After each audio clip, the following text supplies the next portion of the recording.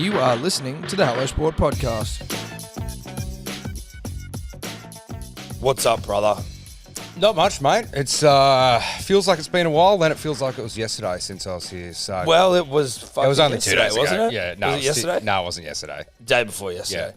Basically yesterday. Yeah, I'm hungover. Let's get that out of the way. you had a bit of a night. I don't know. You can fill me in as well as the audience. What was going on? Well, it was. We hosted the final of the Holey, Moley Open. And so was this? Anyone can enter, but then you guys were hosting it, and so then some dribblers entered, or is it a dribbler event? No, not a dribbler event, but good to see dribblers in there because obviously that speaks to the cut through of the partnership, at least with Holy Moly, that we had some dribblers there. That's me putting that out there in the open, so that I'm sort of like, that went well, which it did. But no, it was there, like everyone in the state competed in their like state champs, and then as you win, like you get the finals. So there must be holy moly's fucking everywhere. Dude, they're in the US and shit. Oh, really? Yeah. Holy moly's fucking everywhere. And I'd never been to one until we did this, and they're actually mad. Yeah. Not that I thought they weren't, but I mean, like, it's a lot of fun. Yeah, a lot Bars of obstacles. Like they're fun little holes, kind of. Fun holes, dude. Yeah. And so the final, Eddy came out of parental hibernation to help me host. You were on standby. Thank God. I was, to have you, I was just like, fuck, if Eddy can't do it, I'm going to do this whole thing by myself. Yeah. He came out of hibernation, but then he had to go home early because it went a bit late. So then I brought it home myself. But that was all right. Enough. I was. People got their taste of Eddy, got a few of lows, bit of commentary, and then just backdoor it. So it was great fun. But after Eddy left, because there's a few teams in there and you're sort of getting around, you're not talking to everyone. Some people are shyer than others and whatever. By the end of it, after Eddy left, I met this team and it was like these out of shape 50-year-olds, like 50-plus dudes, like just portly gentlemen dressed like Sunday Tiger, taking it so seriously. And then I get up and I start yarning to them, and they're all like, oh, yeah, I'm the Oceania fucking putt-putt champion, and I'm the fucking... And, like, they're just putt-putt sharks, and they just go around and just fucking rinse cash from putt-putt tournaments. I respect the shit out of that. I respect the shit out of that. Like... Dude. You know, the romantic in me just sinks back to like when pool halls were a thing. You know what I mean? Where you'd go to like pubs, there'd be like 20 like pool tables in there. You might get a few sharks going about, a few degenerates, people who can just like make a bit of a drinking money side coin on this. Yeah. Sounds like these guys are doing that. Dude, they had a full-time videographer walking around with him who was suited like same age, same fucking thing. And he just had this little camera and he just followed them around the whole time filming, because one of them, who calls himself King Henry, like these guys were characters, dude. Yeah. This guy calls himself King Henry and he's got his own putt-putt, like TikTok or some shit. Yeah. And these guys were like, they were rivals on the putt-putt scene, but come together to like win cash. Yeah, like a super group. It was like a super group, dude. Look at King Henry. Public figure. Henry Epstein. Listen, not the best last name in the global. But can we scroll down and see if there's... I want to see him drain. Loves these hats, dude. See the hats? Oh, yeah. Very American. I guess putt-putt has a bit of an American vibe to it, doesn't it? But King Henry's... Sorry, my voice is going. I love that shit, though, dude. Like, I love... Like, if you're watching a comedy show... I love mockumentaries, especially the hero in your own lunchbox vibe. Yes. When someone's just doing anything that, to them, they think they're Tom Cruise in Top Gun doing their task. This was them, dude. Yeah, but you get bus drivers, a lot of cabbies are, mate, I'm going to take you down this little, like they've got their own routes. Yeah. It's that thing where they know their, like, I guess their world inside and out. Yeah. And for this moment, like, you are with it. Like, the cabbie's a great example where it's like, you are the absolute peak of your profession, where it's like, Simi P always did a good caveat. He's I'm going to take it down this street. There's a little back street down there, mate. Yeah. No, not many people know about this one there. 100%. I once had one driving to the People airport. actually, it's a one-way down here, mate. Mate, you can actually sneak into this lane and jump the queue a little bit because the third lane opens up down there. Get the left onto Opperson Street. Yeah, I'm watching Savant at work now. And they don't stop talking. And I'm like, just feed me more. Give me more. This. You know, it's like a David Brent. It sounds like it's King Henry. I love that shit. Yeah, and one of the guy, the Oceania Championship, one guy, because I was going. So King Henry's not the Oceania champion. No, King Henry had some comps. We might have to find out what King Henry's credentials. Because I went up and I was like, "What are your credentials here?" Yeah. One of them was like, "I'm the fucking Oceania champion." I'm like, "I beg your pardon." And so the Oceania champion pulled off one of the fucking hottest putts I've ever seen. Like this is going to be hard if you're just listening, but he had an obstacle. Basically, there was like imagine like a wooden plank going this way. Yeah. His ball is here, and the hole is on the other side of the plank there. Yeah. But can he rebound it off the back? Yeah, but there's all these weird wooden things of popcorn. Yeah, okay. And so he gets around. He's standing on the hole side of it, right? And just out in a sign of just utter like confidence and like cocksuredness, he takes the flag out. Like, I'm going to get this in. And you're like, I'm watching this going, this motherfucker, this is the Oceania champion. He takes the flag out and just pumps it into the wall, straight back in. And he's standing there, this guy. Who, again, it's like when we're playing thick ropes and it's like a bunch of 35-year-olds celebrating like you've actually won something. Yeah. He's standing there like roaring. And I was roaring with him. It was one of the best shots I've ever seen. Well, fair enough on the raw. No, I know fair enough on the raw, but again, it's this like the absurdity of the moment just kept slapping me in the face. They're there for like absolute serious. Yeah. And they were good guys. They were nice guys. But like 20,000's a pretty good prize. Yeah. Holy moly.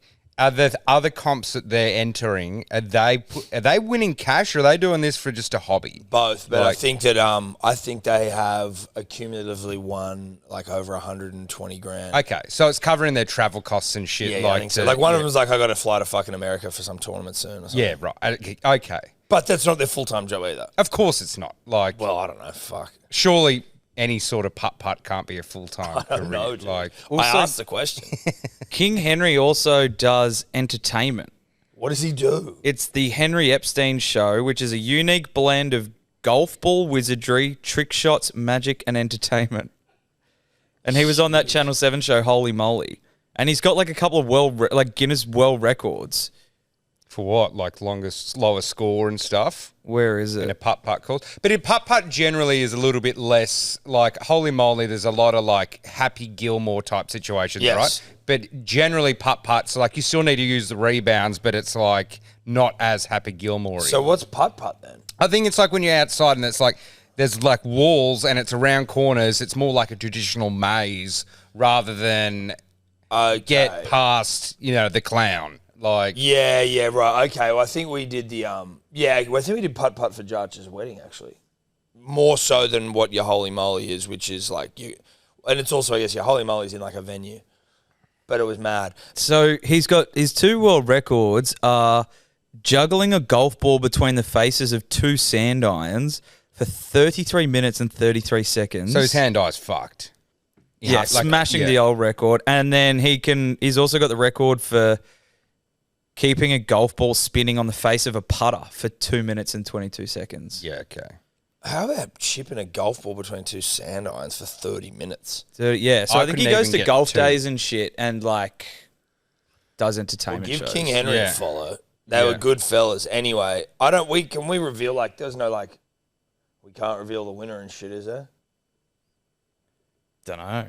Fuck it. They posted it all. Oh, well, there you exactly. Like, it's on our story. So it comes down to, well, I was of the impression that these guys were just murdering. Yeah. Just absolutely murdering everyone. And then he came down to their last hole, and the bearded guy who, well, you didn't even know this, he hasn't shaved for 9 years, and his beard is just fucking huge, and he kept folding it up over his face. Anyway. Right. just characters. Yeah. He fucking had a bit of a tough final hole. Nothing crazy, but it was a blowout. These guys were just 2 shots. They were just... Yeah, if you get a 3. 3's a bogey. Yeah. Yeah. Anyway, I'm up there, and when I'm announcing the winner, you'd say who came third, and then it's just who came first. Do you know what I mean? Yeah. So if you say second, you know who won. Yeah, okay. So that guy. That's the... Right, yeah, he looks like a golf shark. Anyway, they didn't win.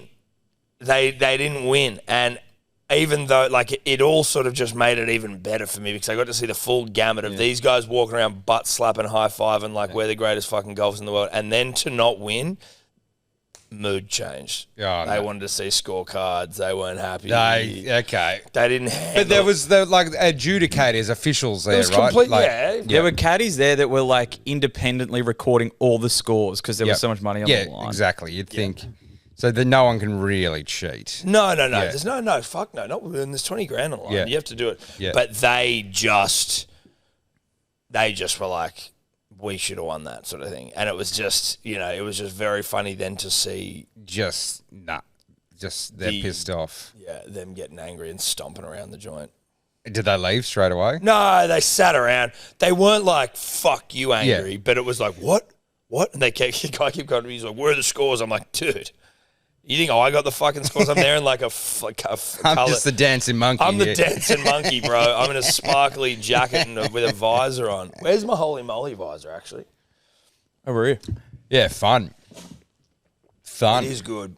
It is good. I could see us having a good rip at a Holy Moley. Yeah, I've only been to one with my my 2 little nephews. Can you see the sparkly jacket there? This is what I was wearing. Dance, monkey. Does not breathe at all. Yeah, very Baz Luhrmann. Yeah. Very Baz Luhrmann. This is what Baz wears to fucking breakfast on a Sunday. Look at this thing.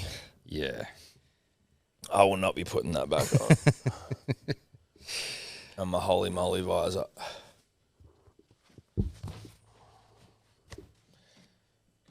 Also, shout out to Felix. What Felix was he there? Felix the Giant. Our Felix. He almost China shop. There was mate, it was such a dribbly event. It was great. They had a string quartet band, playing people in.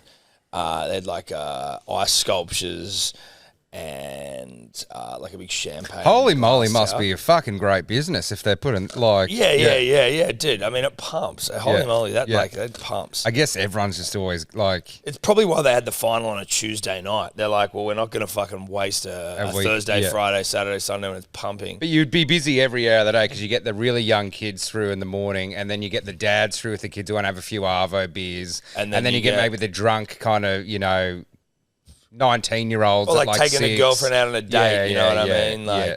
It's joined with this, I think it's called La Di Da Bar in King's Cross. So on one side's Holy Moly, and then the whole other side of the room is just a huge bar. Is it Lardy Darts? La Di I Darts. think I know- Sorry, La Di Darts. Yeah. It's got digital dart games and shit, but there's just huge balcony area.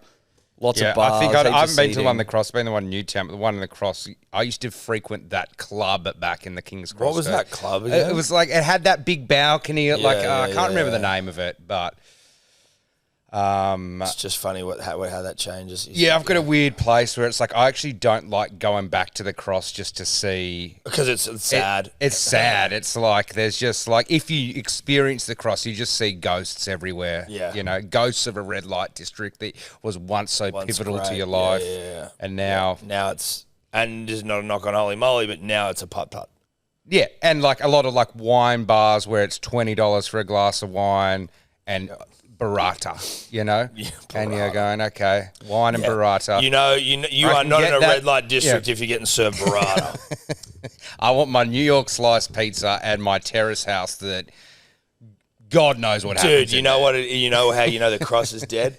There was a new pizza joint. There's some pizza place on Bondi Road called Johnny Gio's? Johnny Gio's, and then they must be a sort of a hot franchise that's going around at the moment, but not a crust franchise, how Toddy's is a franchise. Yeah.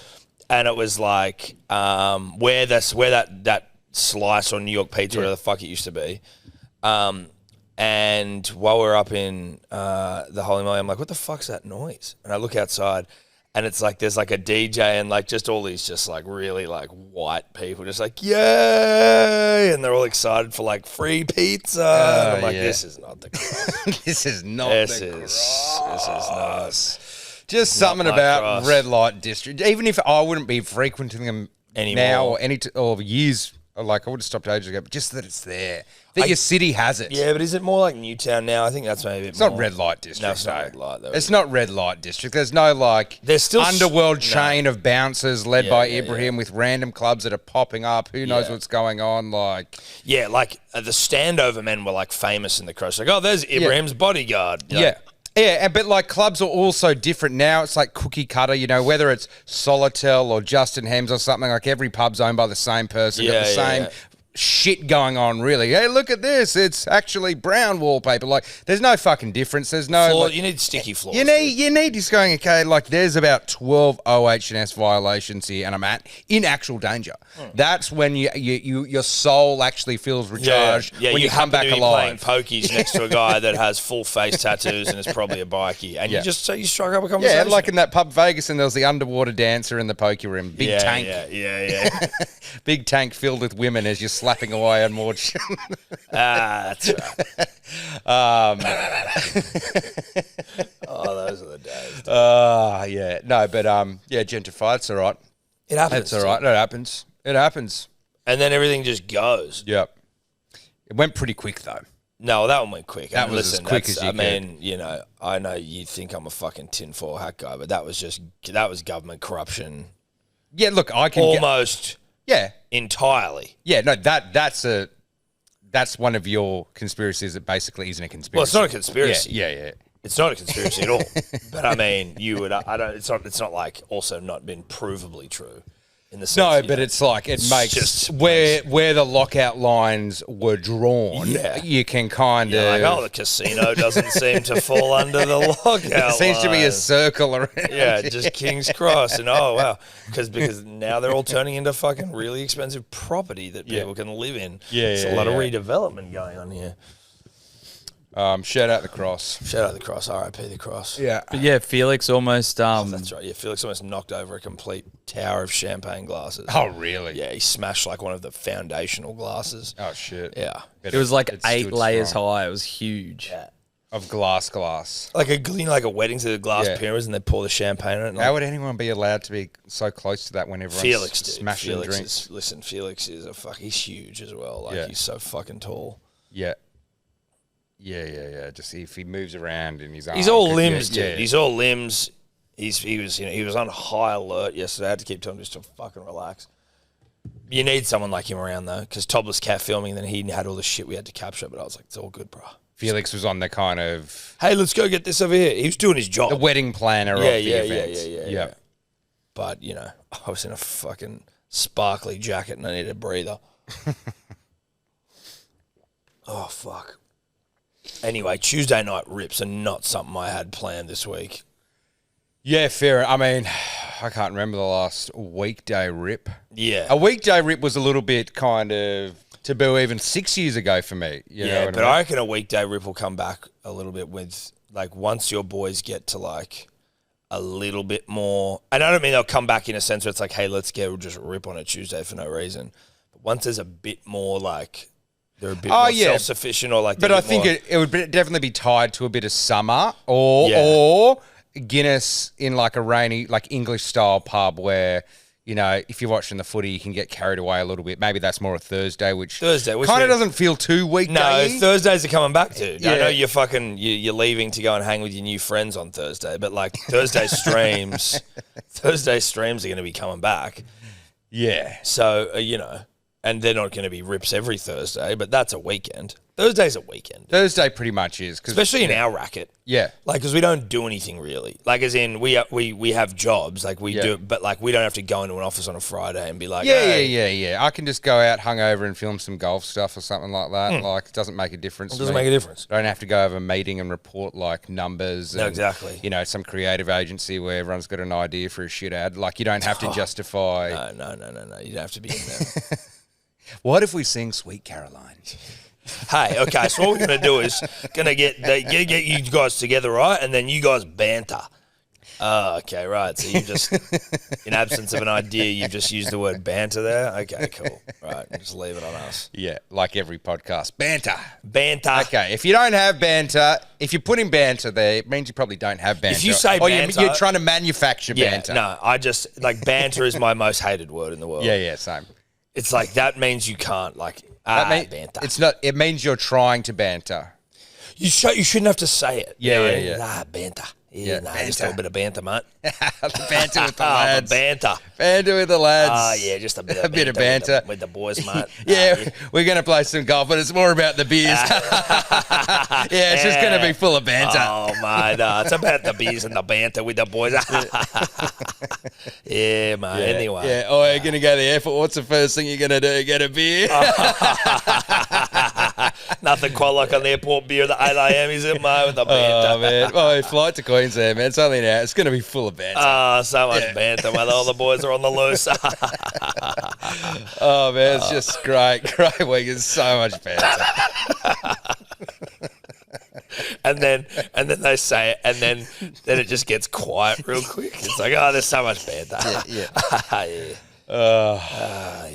Nothing against you banter guys out there. Dude, we love banter. No, but I mean banter guys, like airport beer banter guys. Nothing against them. No, listen. I do the things they do. We do it. Yeah. We do it. Yeah. And we do all I of live those the same things. life. Listen, we are you.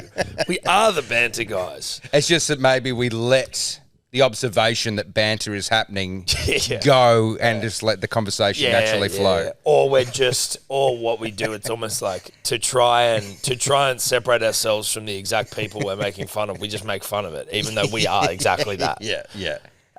Just a bit of banter, guys. It's like you guys have sat here and talked about banter for the last 5 minutes. Shit. I am him. Bit of banter, man. Bit of banter. Anyway. Don't do anything I wouldn't do, mate. Yeah. Taxi! Punters and dribblers, we are brought to you by the number one beer in all the land, and that is 4 Pines Japanese Lager. And nothing was hotter and hornier than 4 Pines Park on Saturday night, 7:30, Brookvale, when the Manly Seagulls got out there and got to work. And I'll tell you what, the entire crowd, all 100,000 of them that were over the age of 18, were fueled by 4 Pines Japanese Lager. We were out there. You could say the win was fueled by Japanese lager, to be honest with you. We were out there on the hill, ripping and tearing, truck bar beforehand. It's just a phenomenal rugby league drop. I encourage you to go and get some if you haven't tried it. Head to your bottle shops or wherever you buy alcohol, usually a bottle shop. Get yourself a six-pack, get yourself a slab, and just enjoy a top drop. And that's 4 Pines Japanese lager. You heard it here first. Who's on the Thursday night game? Is it Knights? I think somehow the Knights Dolphins got on there. Fucking hell. I'm all for them having Thursday, but like round 12 sort of shit. This early in the year, that's an insane Thursday night game. Yeah, it really is. That's an insane Thursday night game. We're doing a stream with Rue and Timmy, so if you're looking for a bit of fucking entertainment... Rugby league because nerd this out. game may not fucking provide it, then tune into the stream. That's tonight. It's a nerd out minus Papa Simps. Oh, yeah. Because he's 5 days into fatherhood and he's already missed 2 podcasts now. He's going to miss about even, and he's missing a stream. And he left early. This guy is one of the great pieces of shit of all time. Yeah, I'm keeping tally. Don't worry about it. Go have a look at the date my twins are born and look how much I was still posting, working, getting out there, running Hacker Majors. But it's okay, you know. It's all right. Listen, it's all right. The kid will learn. He's just one of the great pieces of shit. Okay, so it's Knights, Dolphins. What about Dylan Brown? God, my voice is killing me. Look, there's nothing...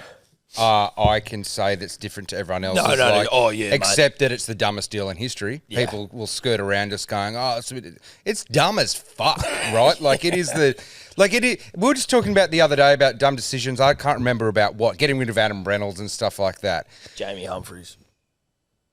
10 years. 10 years. 10 years. I know. 10 years. And I don't get into the whole 6, 7 things. That's obvious, right? That's obvious. But 10 years. Dude, I also don't think that Kalen Ponga will be there. Of course he won't. For me, who I would be knows surprised if Ponga nothing leaves. about the game, except my own little weird take on it. But it's just like, Knights are just like, okay, clearly they know that they're not getting anywhere near a prem, and they need to try pretend to Kalen that they're making big moves. And then they're like, fuck, we just have to make a big move. Yeah, let's just make it, at least with the optics. And Let's like, look it's just like a reactionary thing. Because why don't you just offer, like, if you offered Luai this a year ago, he'd probably, you know what I mean? Would have taken it, mate. Like, Yeah, Like, yeah. why, like, if it seems like it was just done literally like in a race of maybe Kalen just booked in a meeting on the Google Calendar and you're like, oh shit, we're going to shit. land a big fish. Yeah, Deal! yeah. $30 million. Oh, right fuck. here. I gotta have a meeting. We got to show that we've been doing some work. Yeah. We've got 5 days before the meeting with Kalen. We've got to make it look like we're making moves to a prem. Dylan, here's a 10-year fucking $1.3 million Here's deal. the richest rugby league deal in history to a decent player, but not a elite player. He hasn't proved anything. But also in not his natural position. No, not his natural you position. might say. He also, the Knights now have the 2 highest paid players in the game. Yep. Yeah, it just reeks of Good for him. trying to keep Kalen. Oh, good on Dill. Nothing. Like, who would say no to that? But it just reeks of trying to keep Kalen and being reactionary rather than like a slow build. Yeah, and I wonder if someone as hot as Kalen, can see through it.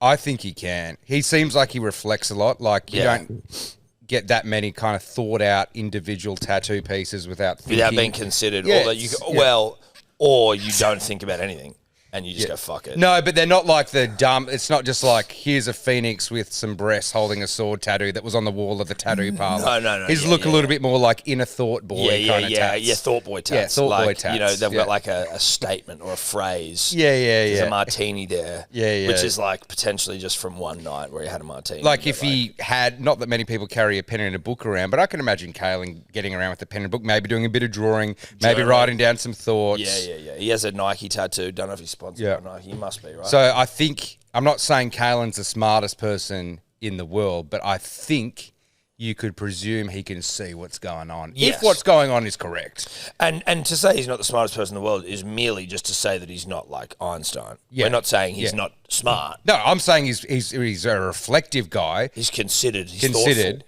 But you only need to, and so he can see what's going on. I'm not saying he's dumb by any stretch. I'd put him in minimum top quartile of rugby league intelligence. I think you'd have to put him in the top quartile. I think he ticks top quartile on everything. Intelligence, culturedness, I think. Yep.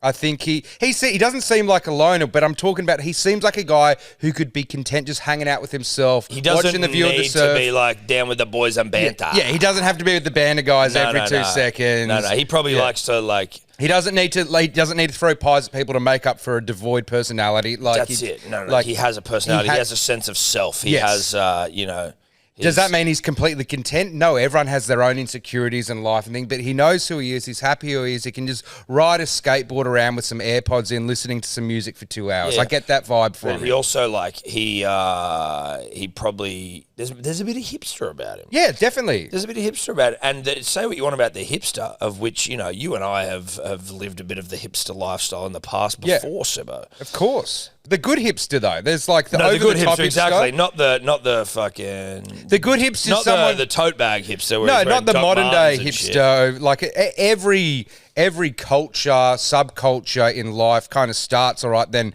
it eventually morphs into something gross, and then everyone gets over it, and then it comes back 20 years later. We're in the gross stage now with Felix and Totes and all that sort of stuff. Yeah. But like when we were hipsters, it was like, hey, we appreciated some music from maybe like the 70s a little bit. Maybe Yes. we bought some vinyl. Maybe we went to a few more gigs. Maybe we were wearing like a few Paisley shirts. Yeah, there's a couple of But Paisley we're shirts still going watching rugby league on weekends, Yes. hanging out with the boys, having some banter. A bit of banter, a bit of cod.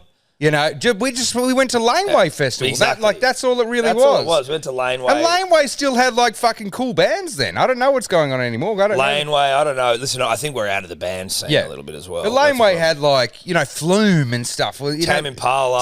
All that sort of stuff. Yeah, this year they had like Charlie XCX. I mean, I've heard the name, but I got no idea who that is. She's a massive pop star. Yeah. Is she like, is that good? Are you happy with that? Oh, I don't think it fits what Laneway. Right, that's what I was. That was my really point. But like about. that was like it wasn't used to mainstream be, anyway. hipster. It was like it was just an easy cruisy hipster. It was like just someone who didn't live by the ocean. It Really, was all- yeah, exactly. We just didn't live by the ocean, and we had no money. in a city life with no money because you're trying to chase a job that doesn't exist just yet in time. Yeah, that's it. Yeah. We're like, we need a job that doesn't exist Just yet. Just yet. gotta Just keep wait going, 8 years boys. and have everyone on my case. yeah.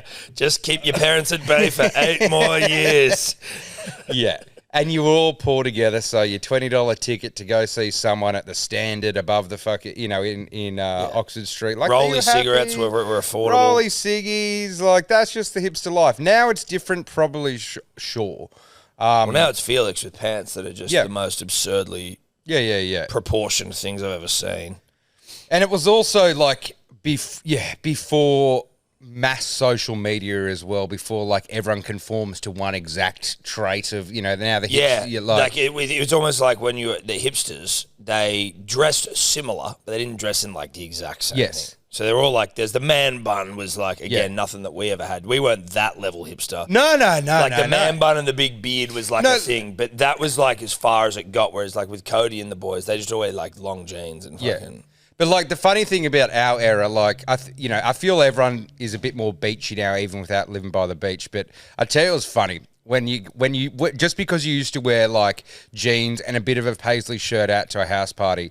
The funniest insult is when the opposite of the hipsters, the kind of like full on private like rugby union kind of guys who wear the same blue and white striped polo shirt. And they go, you bloody hipster. I was like, dude, you literally... Moleskins Aaron Williams. You're wearing Moleskins and Aaron Williams every time I see you. Yeah. And it's like, just because you're still listening to Bon Jovi and wearing Moleskins doesn't mean that I am that crazily alternative. Yeah, dude. Like, I'm just going to Tame... Because in their eyes, Tame Impala was like, what's that hipster What's band? this fucking crazy shit? It's like the greatest band. Okay, Moleskins. Yeah, like, listen. you're calling me hipster, you're Moleskins. You've been in the same fucking Moleskins for the last 40 years, like your entire life. So, like, forgive me that I've gone out and had some mulled wine and expanded my horizons. Yeah, exactly. I've lived a little. Yeah. I've been to some places. Sorry I was eating pingers and going to Laneway while you were still in your Moleskins listening to bloody Aerosmith. And eating stew or something. Well, Family no, stew. steak and kidney pie, mate. A bit of banter with the boys What down are the you park. guys doing Saturday at 3 p.m? We're down at the Dudley. Yeah, down at the Dudley. Yeah, the Dudley having the steak and kidney pie, mate. Just a bit of banter. Yeah. Yeah, we like the AFL as well sometimes. Yeah, a bit Okay. of AFL. Are you going to go to the Bong Bong races? Yeah, Barrel's a great place, mate. I know I grew up there, motherfucker. Oh, You did get there, you? you get there the Highlands much? Oh, man, isn't Paddington the best suburb in the world? Yeah, dude, I was born here. Shut the fuck up, just moved in. Like, and they're like, I'm from Paddington. It's like, dude, you're from fucking, like... Don't say the actual place. Don't say an actual area. You might give it away.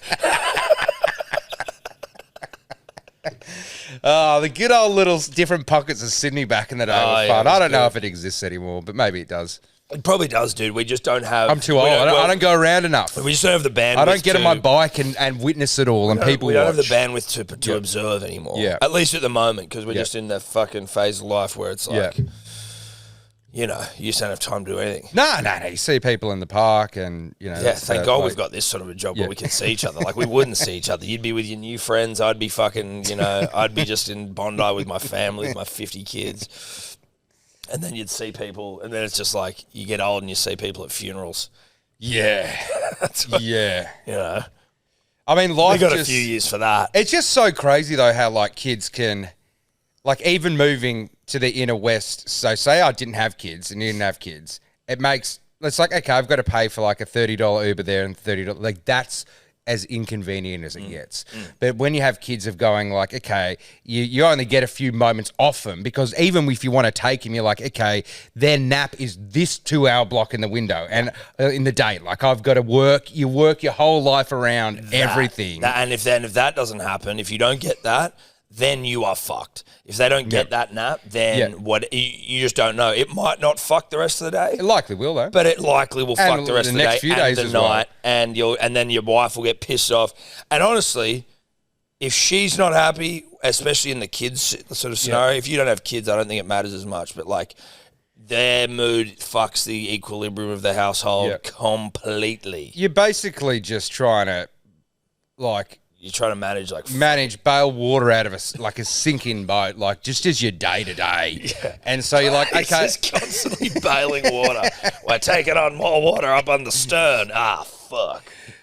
But so it's hard to A, see friends, but B, just get around the city enough to see what's going on these days. The new generation. Yeah. We're old enough now that like what are we, 35, 36. I don't want to know the number because I actually actively don't want to know. But like 10 years, like minus 10 years, they're 26-year-olds. That's a whole new wave of people. Like whole new wave of people. 26-year-olds are living. And then if you just go 2 more years, the 16-year-olds will be 18. That's like the difference between someone in the 90s and 70s, right? So we're like the 90s. And think about the difference between like... That's etch. Yeah, people in the 90s who were just listening to Blink-182, putting spikes in their hair, wearing weird choker necklaces, SMP belts, just fucking frothing out on Tony Hawk 1, compared to someone at like... Woodfest or whatever it is. Woodstock. Woodfest. What's that, a tree? No, fucking TV like only just came out. All they were painting. Dude, that's actually really scat though. The 16-year-olds is the equivalent of us, like his 90s and 70s. Yeah, that's what I'm talking. That's a massive gap, right? That's etch. Yeah. Well, that's like the world's different. Yeah. And the world, and like that's true of us as well. We didn't have internet. Yeah, we're the best generation because we're the hybrids. Yeah. Before, like, no internet childhood into teens, adolescence, just getting it as you kind of can start drinking, but it's not fully formed the way it is now that your little dabbles into MySpace and Facebook didn't control your entire scrolling life. You only really went on and checked a notification post on your wall. Yeah, People would write on your wall. Now it's like your entire fucking... And they just give you notifications out the arse. I have notifications for just nothing. We had the talent to pick up chicks by just walking up to them. Now they've got to, swipe and like, like all that sort of stuff. Well, and I think when you're at least listen, that's everyone's fucking addicted to the scroll now. But I'm addicted. to it. I'm just saying that's why we're the best. But at least it happened once our brains were fully formed. Yeah. I don't know if it makes a whole lot of difference. It makes some difference. Anyway, all we're saying is Kalen Pong is probably a bit of a hipster. Exactly. And there's nothing wrong with that Moleskin guy. If Moleskin guy's thinking that he's a bit of a hipster. No. Moleskin guys, listen, it's okay that Kalen has some introspection, you know what I mean? Yeah. And he thinks about things and he probably thinks, fuck, they're desperate here and they've just signed Dylan Brown. Yep. He can see it from a mile away. Yeah. And it really comes... And he's probably journaling about it. If Kalen and Dill were like, I've got no idea, I'm sure that everyone likes each other, but if they were like best buds and Kalen's like, this guy is like my best bud, I think he's going to reach potential, I believe in him, that's what it comes down to. Or if Kalen's like, hey, I don't mind Dylan Brown, I don't think he's a 7, so it's not going to get me a prem, good guy, but where's Nick? Where's Uncle Nick? Like, yeah, what's going on? He's got some time to work. Like, they have to play a few seasons together at least, I think. When's Kalen's contract out? I think 2028. That's a while away, isn't it? What year is it now? 25? It feels like it, but it's not as far away as you think, dude. It's like 2 years, 3 years. It's 4 more seasons if you include this 5, one. 6, 7. But he would play 28? I don't know. I don't even know if that's till the end of 2027. Okay, so this season plus 2 more. Plus 2 more. Yeah. So he'll play 2 with Dill. Yeah. So that's at least enough time to know, like, you figure it out then, Yeah. I think it'll be interesting to see as well, like, what clauses Dylan Brown has. Because at the moment, he's got, like, the clauseless. Surely you can't demand a clause. But, I mean, we thought Luai's was clauseless, didn't we? And then came out that he had an option. Luai's is not 10 years, 1.3 mil guaranteed. He's got ratchet clauses, so that means it can go up with the salary cap, but it can't go above 1.4. Okay. So, so it's basically if the salary 1.4. cap just doubled... But salary cap will go up a lot in 10 years. So basically, he'll kill at 1.4. Yeah, he'll probably But the salary cap might be 15 million instead of 12. Yeah. So it'll go up, but that's the most it can go up. Still, I love Dill as a player, man, and good on him for getting the deal. I just don't know how. I don't love him as a player. Like, I don't not, but what I just am like, he's not. This is gonna sound like I am trying to suck myself off. Well, not really, but I've like said for a while, I'm like, I don't get it. I don't get the Dylan Brown hype. Like, he's not a bad player. He's obviously a good rugby league player. Yeah. Right? He's obviously good. Yeah. Plays for New Zealand. But every time Mitchell Moses was out, he was not good. And I was saying all the time, like, what's the fucking hype around Dylan Brown? He can't. I think because he does some good, like, running plays and little try setup. Yeah, but he can't do it without fucking. I know, but that's the whole thing. He can't be the man. I feel the general rugby league world needs an answer. Are you signing him as the 6 or 7? Because who gives a fuck if he can't win a game without Moses if he's not meant to do that at the Knights? Well, yeah, I think they're signing him as a 7. But he's young as fuck as well. Is he 24 or 23? He's been around for a while. 24. Turning 25 this year. So you know what I mean? 70s. We're the 70s to him. No, 80. Oh. He was born in 2000. Sorry. No. He's not 16. He's 90s and 80s. Yeah, so... Yeah. So, I mean, he's still got heaps to go, but you're like... It just... And the thing is, like, he could definitely still be good. Anyway, fuck, every cunt has spoken about Dylan Brown for, like, the last... Yeah, I know. And, then, like, everyone's going to be talking about it. It's just... But they're saying, like... so his management have got him a 10-year, Taumalolo 10-year, and Cherry Evans. Can you see if they manage... Who manages Tino? If they manage Tino as well, then they've fucking overseen all of the 10 years. Simon Mamino? Nah. I mean, why would a club ever sign someone for 10 years, though? Desperation. Yeah, it's desperation stakes. Like Manly, desperate. We could not lose Cherry Evans. Yeah. Maybe the Cowboys is the only one where you wouldn't think it's maybe desperation with Taumalolo. But I think when Taumalolo, like when they signed him, he was like clear cut for the game then, the best forward you could get. And then, unfortunately, the game changed like 5 years later where it's just like, giant, massive wrecking balls aren't as good as they used to be. But the Titans with Tino, desperate. Like, we can't. They get him from the Storm and it's like, this guy's a fucking animal. Like, we can't lose him. Desperation. Yeah. But the thing is, if you're the Titans and you're in a desperation, you're like, we're just desperation to not be a piece of shit at the bottom of the table. Like, we're not... They could say they want to win a premiership, but really what they're just hoping to do is get to some finals or something. And Tino's like, there's a building block there. This desperation is to win a premiership because if you're not looking like you're winning one, you're losing Kalen, which is your queen. Yeah. So it's a little bit different style of desperation. Like, you just hanging around 7, 8, 9, 10. It's a rushed desperation for the Knights, whereas the Titans one is sort of like, listen, we need to... Titans are happy to hang around 7, 8, 9 probably. We obviously want to win. They want to win, but the unspoken kind of vibe is that if we're hanging around 7, 8, 9, we're cheering. We want to win the comp. We totally want to win the comp. We're signing these players to win. To win the comp. Yeah. Yeah. No, we're putting Brimo and Campbell in the halves. We want to win the comp.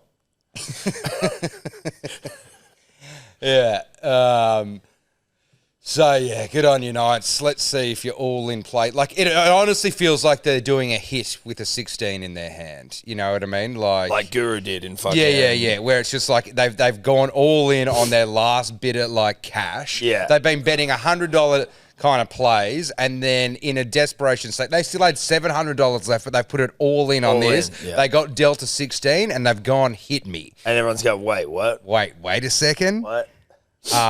So let's see how it plays out for him. Yeah, let's see how it plays out. But then now Galvin's manager, because one thing triggers the next, the dominoes. Galvin's sup, Felix? Galvin's management were like, yeah, we're not. Tigers are like, all right, let's re-sign you before November 1. They're like, nah. Yeah. Nah, we'll just see how we go. Yeah, and that's fair enough. Oh, yeah. Fucking oath. But, like, Parramatta have heaps of money, you know, and Galvin's an animal. But is Parramatta such an upgrade from the Tigers? No, I don't think so. That's the thing I was thinking as well. It's like, it doesn't feel like it now. I understand if Galvin, and I want Galvin, for the good of the game, you want Galvin to stay at the Tigers. Yeah, sure. I think so. But you know he's probably not going to if they He don't. might. He might. But if they're tracking for the spoon again, Yeah, then no, I think you're then fine. I think, okay, you took the money at the Roosters or something to go, you know what? I'm done. I want to go win some prems. Dude, But I don't imagine think the you're getting that Roosters at the got Eels. Galvin. Yeah. Well, they've got the Bro, cash. They got the cash, and like Sam Walker's there, They could- 7. in 2 Imagine years, they Walker, could- Galvin. And Ponga probably in 2 years. Like, Cuz that would actually be fucking sick. Because Sam Walker's 22 and Galvin's 19. So if they could have like a solid long-term partnership in the halves together. maybe that's what the Roosters just know what they're doing, right? They're like, They just go, fucking fuck it. right off this year. Yeah. Store some cash up. Go get Galvin. Get Sammy. Maybe Ponga in a couple. Like, Teddy's got... Is this his last year? He's got one more year. He might have signed one more. Teddy's not... How old is he? He's not that old yet. I think he might just be 30. Then you get a stop gap He's 32. like, you know, Michael Gordon that they got for a few years. Get a Michael Gordon type fullback for a year before you get Ponga. Yeah, till And the then end they're of rebuilding that 2026. fucking empire. Like, Dude, I didn't even cross my mind about the Roosters. They're just always there. yeah. They're just always And they fucking got there. cash. And They're got always there cash. when they've got every like international player in the Yeah, team. but now they have nothing, and they got heaps of cash, and they don't have a 5'8". So people going, but Lachy Galvin grew up a Parramatta fan. Every fucking league he grew up with a different club that they supported Yeah, and they it go doesn't to. matter at I all. don't think that matters. If you're motivated by premierships and cash, if you're the Roosters, with kind of opportunities for a lot of more kind of third party media, you know, if you're winning, that success gives you more opportunities, right? Yeah. And when you're owned by a billionaire who's like, hey, you want to like fucking, like you can be tipped into different fucking things post-career. Exactly. And Roosters can be like, hey, we're having a few tough years now, but if you come on, like, we generally get our shot when we shoot it. Where Para, it's like, okay. Well, we all it's like Mitch Moses and, you know. Coming up to 40 years. Yeah, it's coming up to 40 years. 40 years is an absurd. Yeah, you're in the spoon bowl against the team that you're convincing me to leave literally last Yeah. year. You just got like a world record amount of points put on you in a first half. Like, is this really like... What's the point? Yeah, I like- may as well just stay here. Yeah. Like, if I'm just going to, unless it's, again, astronomical money, but there's no way Parramatta are going to pay him. Parramatta have Moses, so that's where most of their money's going. The same way that you could say most of the money is at the Tigers is Luai. Yeah. So even Parramatta may not be the place he goes to. Like, why would you want to go to another shit club? Exactly. He was there. He's a Parramatta kid. Yeah, he was Yeah, a wasn't junior. he playing there and then they cut him? He didn't get Galvin? his debut there. He might have played some. No, No, sort not of- his debut, debut, but he Yeah, was some in the sort of He's a younger junior. kid. He was a junior. I don't. Paul Gallen was a Parramatta junior. Yeah, You know what I like mean? everyone's a junior somewhere else, right? Unless you're like. Also, I Penrith think or if you something. look, like Parramatta have a big junior nursery, so it's kind of unfair. But if you look at all the players Parramatta has fucked off who have turned out to be good Yeah. before they've come through, like I'm pretty sure Holey might have been a fucking Parramatta junior. I don't think that really plays into it, right? Unless he's like maybe 1 in 100 leagueies, it would play into it. Who are just like, you know, 1 in 100 generationals leagueies. brought up with it. Just like, Yeah. I just don't think that's the way the modern world and sports person really. No, Like, they were saying, I was listening to NRL 360 on the way in, that like the new norm might just be now that if you're a halfback in the NRL, you are on $1 million. yeah. Well, I mean, there's not many of them. It makes sense. There's not many like decent halfbacks. By decent, I mean like top tier half, because premiership winning it's the age of the fullback, man. There's like 50 million. Like, think about all the fullbacks that aren't even getting a start in first grade because they got a gun fullback in front. Whether it's your Tua Pickies or Keeney couldn't even get a start. You got the guy. Iongi had to leave Penrith. Yeah, who's the guy up at the Dolphins who's injured? Like Trey Fuller. Yeah. Like Jai Gray. Yeah. Like, there seems to be an oversupply of them. Where are all the halves going? Well, Like, that's what Gordy was saying. Actually, he was just like that. The hot dick position is fullback. Yeah. So that's all the kids want to play junior wise, not 6s and 7s. Where like you pick up less chicks if you're playing halfback these days. I We're guess back so. in the day. Yeah. Back in the day, you were the man. Yeah. So you got to change that mentality. Yeah.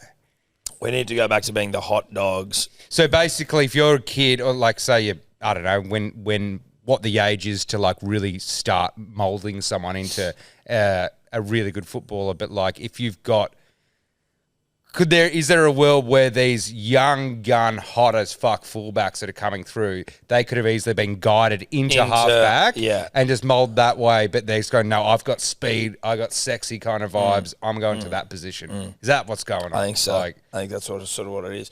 Why can't we train them to be both? So it's like, oh yeah, you got two great fullbacks at your club, right? Well, then why don't you just go on the fucking halves?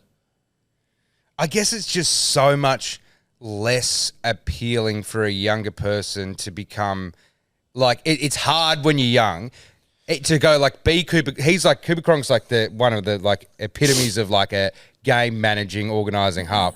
Love watching him play, but if you're a young guy, you can't really even understand why he's so good. You're just seeing the highlights of side steps, breaking fullbacks going. I wonder if it's the Billy Slater effect where Billy was the biggest fucking thing in the game. Yeah. So everyone wanted to be a fullback. And he changed, obviously, so he made fullbacks being like a highly coveted position. But now you've got Nath as the best player in the game. Whether now Nath will then be the reason that in a few years down the track, I reckon that's true. I reckon halfback is the hot position again. Takes about 10 years plus. If you start it with Billy was at his peak when he did that Origin fucking chip and chase kind of. Well, that was he was on the wing when he did that. Yeah, right. That was early. That was his early days career. But again, well, let's say 2010, right? Around 2010, Billy at his peak. Well, dude, I think Billy was his peak for a significant amount of his career. Like they won another comp with him.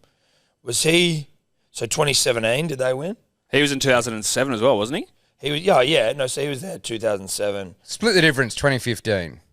Where Billy's established himself as the best fullback of all time, and everyone's just sort of talking about it. And then so it's 10 years later now, 2025, where we have a massive oversupply of fullbacks. And then since, I guess Thurston could have been an inspirational half, but he kind of isn't that traditional. He was, but he was. He was a hybrid, but he could play both. He was a 6 and a 7. Yeah. He was obviously fucking awesome, and you could make the argument, well, Tom and Seb, why hasn't the Thurston effect rubbed off? And you go, listen, maybe Billy was just hotter. But Thurston wasn't winning prems. That's the thing. He had the Origin, but I feel Nath he won in 2015. As for the Doggies, as a subby. No, he won for Cowboys. No, sorry, no, that's what I mean. That was his last year, though. So you're saying... No, it wasn't his last year. Yeah. Wasn't it? No. Oh, well, it was second last year. But then he got injured. No, because he was injured in 2017 when they were in it against the Storm and he didn't play. But it wasn't. When did he retire? They won it in 2018. Was he still around that long after the? He played 24 games in 2018. Yeah, right. I don't know where my memory of 2018's gone. I don't remember anything from 2018, if I'm going to be honest. It's a bit of a nothing year for me. I don't know what I don't remember what happened in 2018. It's such a shit year. Listen, it might... Well, I'd have to really excavate it. Maybe it was good, but I don't remember it being particularly, I think I was doing breakfast radio in an AM radio I don't think I'd gotten into golf at that point in time in my life. No. I was getting up at 3 a.m. every morning to go to a radio show that rated the margin for error. There's so many years that have markers, chapter markers, and for me, 2018. As it currently sits, it's a bit meh. I don't know if it. Roosters won the comp. I think that was the start of their back-to-back, wasn't it? Huh? Wasn't that the start of their back-to-back? Yes. So it's a pretty non-event. Certainly for us. Huh? Just saying 2018 was not much. Yeah, you get those years in life. Listen, they can't all be they can't all just be oh my God, I remember this. They can't all be top-notch years. No. Because otherwise you wouldn't appreciate I'm sure I had fun, but nothing crazy enough to go, 20. You look back. I actually think I went on holidays to Europe in 2018, so it wasn't all bad. Maybe I did as well. I don't know. I've got no idea. Maybe that was 2017. Hey guys, sorry, we're just going back through some years and just trying to see what we can remember. Yeah, no. I mean, but you get your 2007s, you get your 2013s. For some reason I feel like 2013, 14, you remember them fondly. 2018. 2007 was a ripper. 2007's one of the greats. Yeah, 2008. 2008 was a good one. First year out of school. Yeah. Kings of Leon. Yeah. MGMT. Yeah. You don't get your MGMT you don't get anymore. That anymore. No, you nah. don't get that What's your MGMT years, Tobler? What are we talking here? MGMT. What are your MGMT years? your band, What were your years? Your MGMT? Psychedelic rock years. No, but Oh, it doesn't that have was to be early. That was like when I was probably 14. When Tame Impala started. No, I don't mean no. I mean for your generation. What are your MGMT So years? well, okay, we probably so like our first year out. We of saw school, MGMT at Splendor in this is what- 2016. And this is maybe the answer I need. I think that's the answer I need. I think what I was trying to ask is where something just pops out of fucking nowhere that everyone absolutely loves. Whether you're a hipster, whether you're a moleskin, whether you're a surfy, everyone fucking loves it. Everyone gets around it. Everyone maybe just like celebrates it for a year and then you move on. It doesn't have to be an electronic exact band, but where you go, hey, we had something that popped up that everyone fucking loved, and it was a good year for it. No, it was, and it also they disappeared like MGMT. They disappear as quick as they come. They came on. They were just probably like a Flume pinger, for us. you know. Yeah. I reckon. Huh? I reckon Flume was probably that for Yeah, us. that was Early that's, Flume. That 'cause like Flume was a few years footy after heads, that. alternative kids. Everyone was fucking getting around. Yeah, okay. Beaches guy, and Especially Flume on was the sick. beaches, yeah, because he was from Manly. But like he everyone was widely playing it at celebrated. kick-ons. Yeah, Yeah, Flume like, fucking, absolutely. Flume Yeah. was huge. That's So you when kinda had a bit of Sleepless first Flume. came out. That was Yeah. fucking huge. And then that first album. Then he got a bit divisive in his following albums. But I'd probably say Flume, He got which a is bit like divisive. mid to late high school. What was divisive about him? It just it was way more sound engineering. Like He went a bit more poppy, didn't he?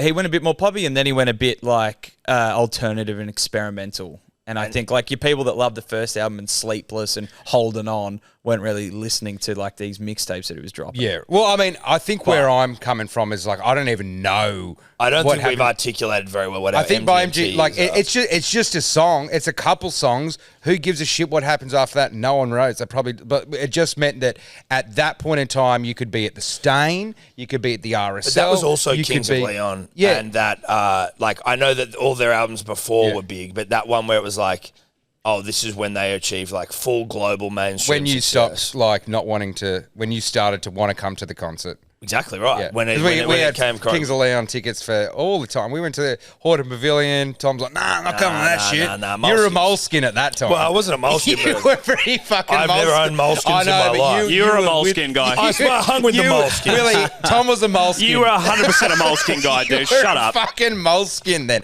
He denied Daft Punk tickets. He Oh, denied that's Kings of Leon fucking tickets. insane. He wouldn't come out to any of that stuff. He had to have his Listen, diet right mate, for his game of footy. I was playing footy, mate. And, you got the bloody. So he talks about 2007 like he was actually fucking part of it. No, 2000. I'll give you the MGMT year. That's all Hold I'll on, give you. 2008, but 2007 was a good year for me. You were a moleskin though. But it's about it's a personal year. You would come in and sit me down and act as a therapist and talk about how I was being too wild on weekends. You were, dude. I was like, when your parents asked me to talk to you. Your mum asked me to have a chat with you, and I was like, listen, I'll do it. I'm going to have to sit Sebbo down because he was out of control. We saw the photos, dude. We saw You took it on yourself, you fucking Mate, moleskin. your mum asked me to fucking... Your mum You were said, a fucking rat.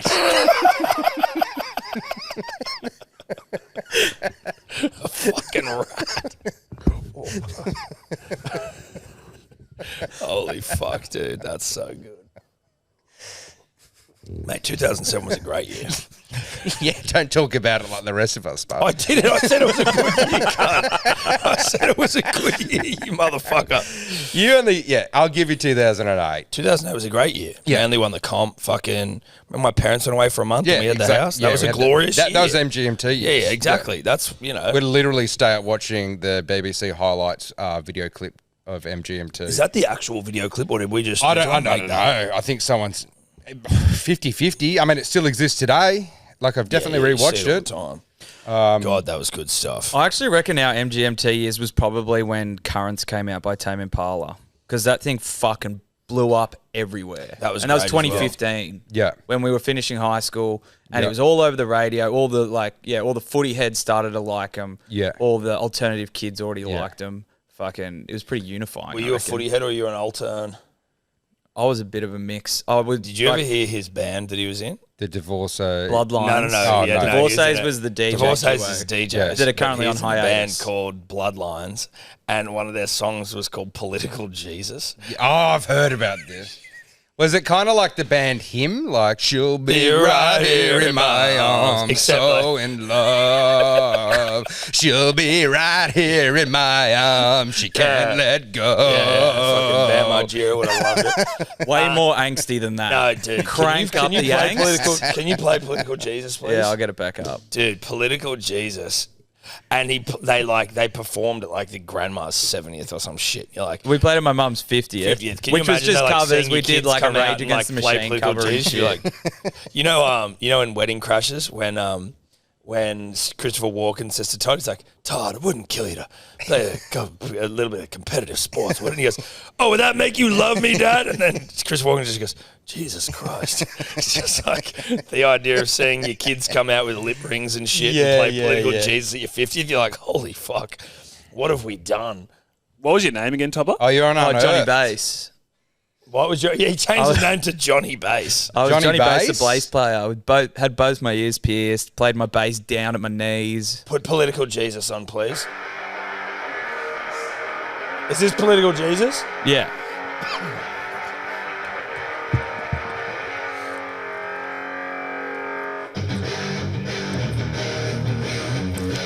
Bit of a Tony Hawk vibe.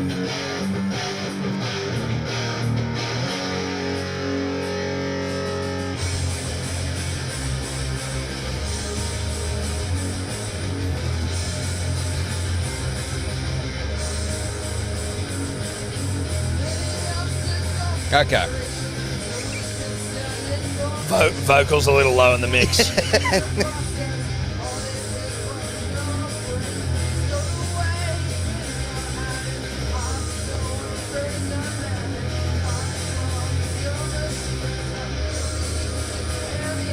I'm just waiting for the...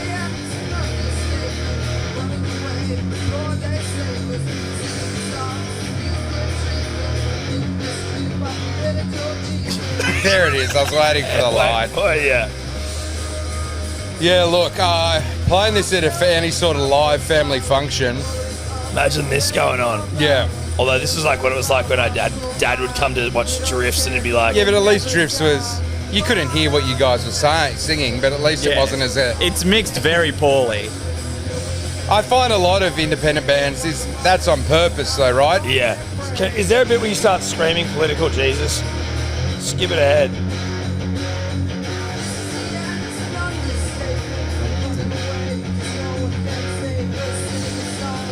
There's a bit, I think, where they just start screaming and I hope. Do you start screaming Political Jesus at some point, Tobler? Huh? What'd you say? Do you start screaming Political Jesus at any point? No. Oh, no, it's at the end. Oh, it It's all wasn't over the me, shop, but... this song. Huh? This is all over the shop, this song. Yeah.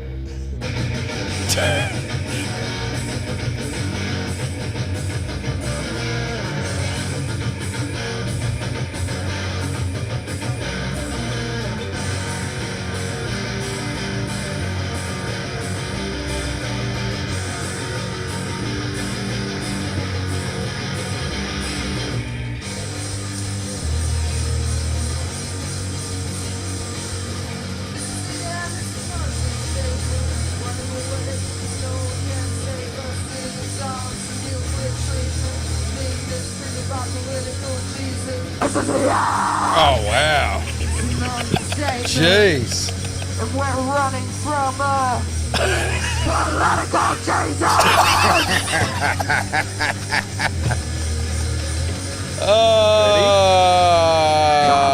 Come as a bitch.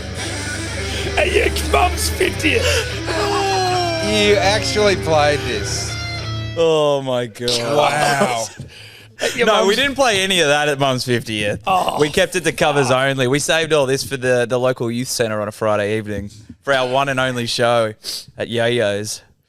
But so good. yeah, Just calm the as a name bitch. Political Jesus just sums it up. Well, it Yeah. just sums up like 14-year-olds who have no fucking idea what they're talking Yeah. about, and they're just Obsessed trying with to do a Kurt punk rock Cobain song. and fucking reading Scar Tissue, Anthony Kiedis' biography. And Yeah, a few thinking people they got were influenced cool. by that, You guys Yeah. read Scar Tissue? Look, fucking... Everyone tell me. Just I did read that. I remember when I was in hospital for my knee, when I broke my knee, and I was like, the whole thing was just like, and then I got high again, and then I didn't get high again. yeah, it was and like then I the got high like again. kind of like crazy Joe Rogan episode from years ago where it's just like everyone. Crazy Joe Well, no, Rogan like say episode. Joe Rogan episodes now. There's a million of them, but like back in the day when I was fresh and new, and it was like, oh my god, there's this crazy like. Some interesting person. Some interesting Yeah, person on this, and like someone, you'd go, I didn't listen to it, but that person can't stop reciting the whole goddamn thing to you. Yes. and you're like, yeah, right, yeah, that's what- okay, I get it, it's interesting, but like I'm done with you telling I'm me not now. I don't care anymore. That was scar tissue for me. Like I actually didn't read it because everyone just trying to recite to you the whole goddamn book every 2 I bet seconds. Streety loved it. I'm mainly talking about Street. Punters and dribblers, I interrupt this podcast transmission to let you know about our good friends at Ned's, the premier betting platform in this fine land, if you ask me. Now, if you follow our betting show About Even, you will know that Ned's also fuel that. And what you will also know is that I haven't hit a bet all year. So I just want to come on here, basically. It's an opportunity to congratulate Ned's because you've got me at the moment. You've got me by the balls. But responsibly, I will continue to have a crack at you week after week for the entire rugby league season, as is my right, my responsible right. But I can't pick a bet. I fucking suck. Everyone else is good. That's not surprising. But if you're winning them early, you're not winning them late, and that's just a truism that stood the test of time. So look for me to really come into my own in probably the next 12 weeks. But shout out to Ned's. Go and follow along on About Even. Join the group there. The code is dribblers to get in, or you can see our profiles and see how shit we are. Again, particularly me. But we love you, Ned's. What's gambling really costing you? For free and confidential support, call the number on the screen or visit the website. Jeez, have you seen The Gorge there on Apple TV? No. Or Severance as well. I haven't watched that. That's what I Okay. watch. That's Severance so is good. epic. Like I've been screaming from the rooftops for anyone who's into TV shows to watch Severance. Have you? I 'Cause haven't heard you say it once. go into any chat that I'm in that you're in and type in Severance and you'll go back to like when season 1 was out and I go watch How many Severance. seasons are there? So The season second 1 came one's out coming years out ago. now. That new fucking trend where it's like season 1 was at least 2, maybe 3 years I ago. think the writer's strike did him in a The bit. writer's strike fucked him. And then season 2 came Oh. out. But it's like, I'm pretty sure Stephen King tweeted on the finale of episode 1 that's the best 20 minutes the last episode of season 1. That's the best like 20 minutes of television I've ever seen. Like 3 years ago, season 3 one years came ago out, it was, yeah. And Ben Stiller is directing it, which It's yeah. Did he direct you wouldn't season 1? expect. He like Yeah. directs certain episodes, like TV shows. There's usually like mixing directors. But is it not his show? I think he's a showrunner of sorts, but like the concept, He didn't the create it writing or of write it, but- someone else kind of came up with Yeah. the concept and the writing. And it's fucking sick. Like if you love your Brave New World 1984, this is not that where it's like a society in a dystopian future. Globalists. It's more, globalists, fucking get rid of these globalists. Let's not go down that path. No. That's Brave New World. This is more like our version of it where like this company might be like, maybe like a kind of dystopian Amazon or some sort of Elon Musk company, like technology, but you don't really know what the fuck is going on and you still don't know really what's going on. But it's just one of those smart enough shows where it's like leaving crumbs, little breadcrumbs around for you. Yeah, right. Where The Gorge is a piece of shit that everyone loves. That's also on Apple TV. So you don't like it? Oh no, it's just like It's not a like thinking incredible. it's a movie show. where it's like let's get the two, like the male and female of like who's box office stars, the guy from Top Gun and Anna Taylor-Joy. Yeah, Miles Teller. And let's put them on either side of a gorge where they talk and romantically fall in love, but at the bottom of the gorge is a nuclear zombie army that they have to kill. And you're just like, but it's, Wait a second. This is a movie? yeah, this is a movie. So there And it's like Apple's biggest movie because it just appeals. I watched it, right? And I'm like enjoying watching it. Like I get cut off halfway to do some dad stuff. The next pick up that thing, but you're like, God, this is just like people love trash. Well, and I'm yeah, all but that's for it. no, but that's I'm all for it. because it's Dude, that's why you see some of this shit and you're like, the actual nuance of writing a script obviously is hard. Yeah. But like to just come up with a fucking dumb idea. Like if I came to you and go, I've got an idea for a Gorge movie where it's like, But people froth. Like, that's what I mean, though. In You the can get streaming people to era, like that's it. what like you can go Netflix released trash because they started off with like the Kevin Spacey House of Cards show and they got a couple good shows in there, a couple good docos. But like a lot of stuff coming out, it's like the movies they do. You could go that's trash, but people in the streaming / scrolling era where you want to put something on and then scroll on your phone. You're likely not watching a Severance.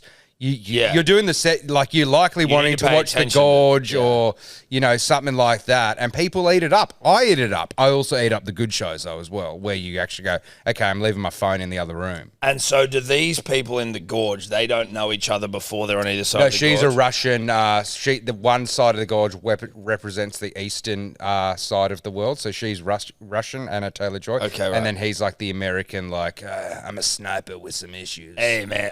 Okay, right. I'm a sniper with a head full of bad memories. Yes. Let's communicate first by holding up sign, and then he like belays over to her, then he falls. Like it's all just. So he can go over to it. He can go over the Gorge. Well, you're not meant to, but he like comes up with like he's like Sniper with yeah, I'm a sniper. I can figure if I shoot this or like Yeah, I'm sniping some problems. Yeah, and then there's a whole conspiracy cover up where it's actually like genetic like military testing for like whatever. Yeah, but right. like they've just it's so shit. And it's like Apple's biggest ever movie, and you go, I'm all for just feed me shit, but can we just call it Miles shit? Teller's name. I'm Levi Kane. Levi Kane. Exactly. Yeah. Yeah. Like, and what's her name? Drava or something. Drasa? Drasa. I'm gonna tell it like it just, and it makes me cringe when people like put on Russian accents and shit. Oh, I see. Like, She's not. Is she American or something? yeah, she's the one who's like the chess show, the and Queen's like she's in Gambit. every Oh, fucking that's movie at the moment. Yeah, she was in June Chess too, show, briefly. that fucking Mad Max. Yeah, Yep. every Furiosa. show and movie. There's actually like a bad Russian accent is pretty cooked when you're watching a show like that, and they're like they're trying to do the Yeah, Ruski they're trying to accent. do- You're like, ugh. Yeah, everyone just does the same accent, right? Even exactly if they what I think they've just did paid then. $2 million for accent coaches, you sound exactly the same as the guy on the street doing it for $10. Plus paying. It's like, Dude, Gary Oldman, I watched Air Force One recently, and his Russian accent is abhorrent. but you can forgive Gary because Gary's he's so a boss, dude. Gary's a chameleon. Yeah, but You can that- be watching a movie and not even realize it's Gary Oldman. Like Churchill. You couldn't really, when he was Churchill. Is he you in didn't- Harry Potter? Yeah, Yeah, he was It's, Sirius Sirius Black. Black. Yeah, that's right. He's He's a Zorg. prisoner of Azkaban. Yeah, He's he- Zorg he's as well. Yeah. Zorg. Dude, I say this all the time. he's Harvey. He's not Harvey Dent. He's Commissioner Commissioner Gordon. If you have not seen Fifth Element, go. That's one of the best movies of all time. It's a cult classic. It's just so good, and people are going to watch it and be like, "This thing's got the shittest graphics." I That's get the that, point, though. That but- was the point. But it's also from a time where even that was shit. Yeah. You know what I mean? Even good even. But it was graphics meant just to be a generally- bit over the top anyway. like- completely. It's the fucking best movie. It's one of my favorite movies of all time, comfortably. Bruce Willis and what's her name? Mila Jovovich. Mila Jovovich, massive crush on her. Yeah. Chris Tucker. Yeah, Ruby God, Rod.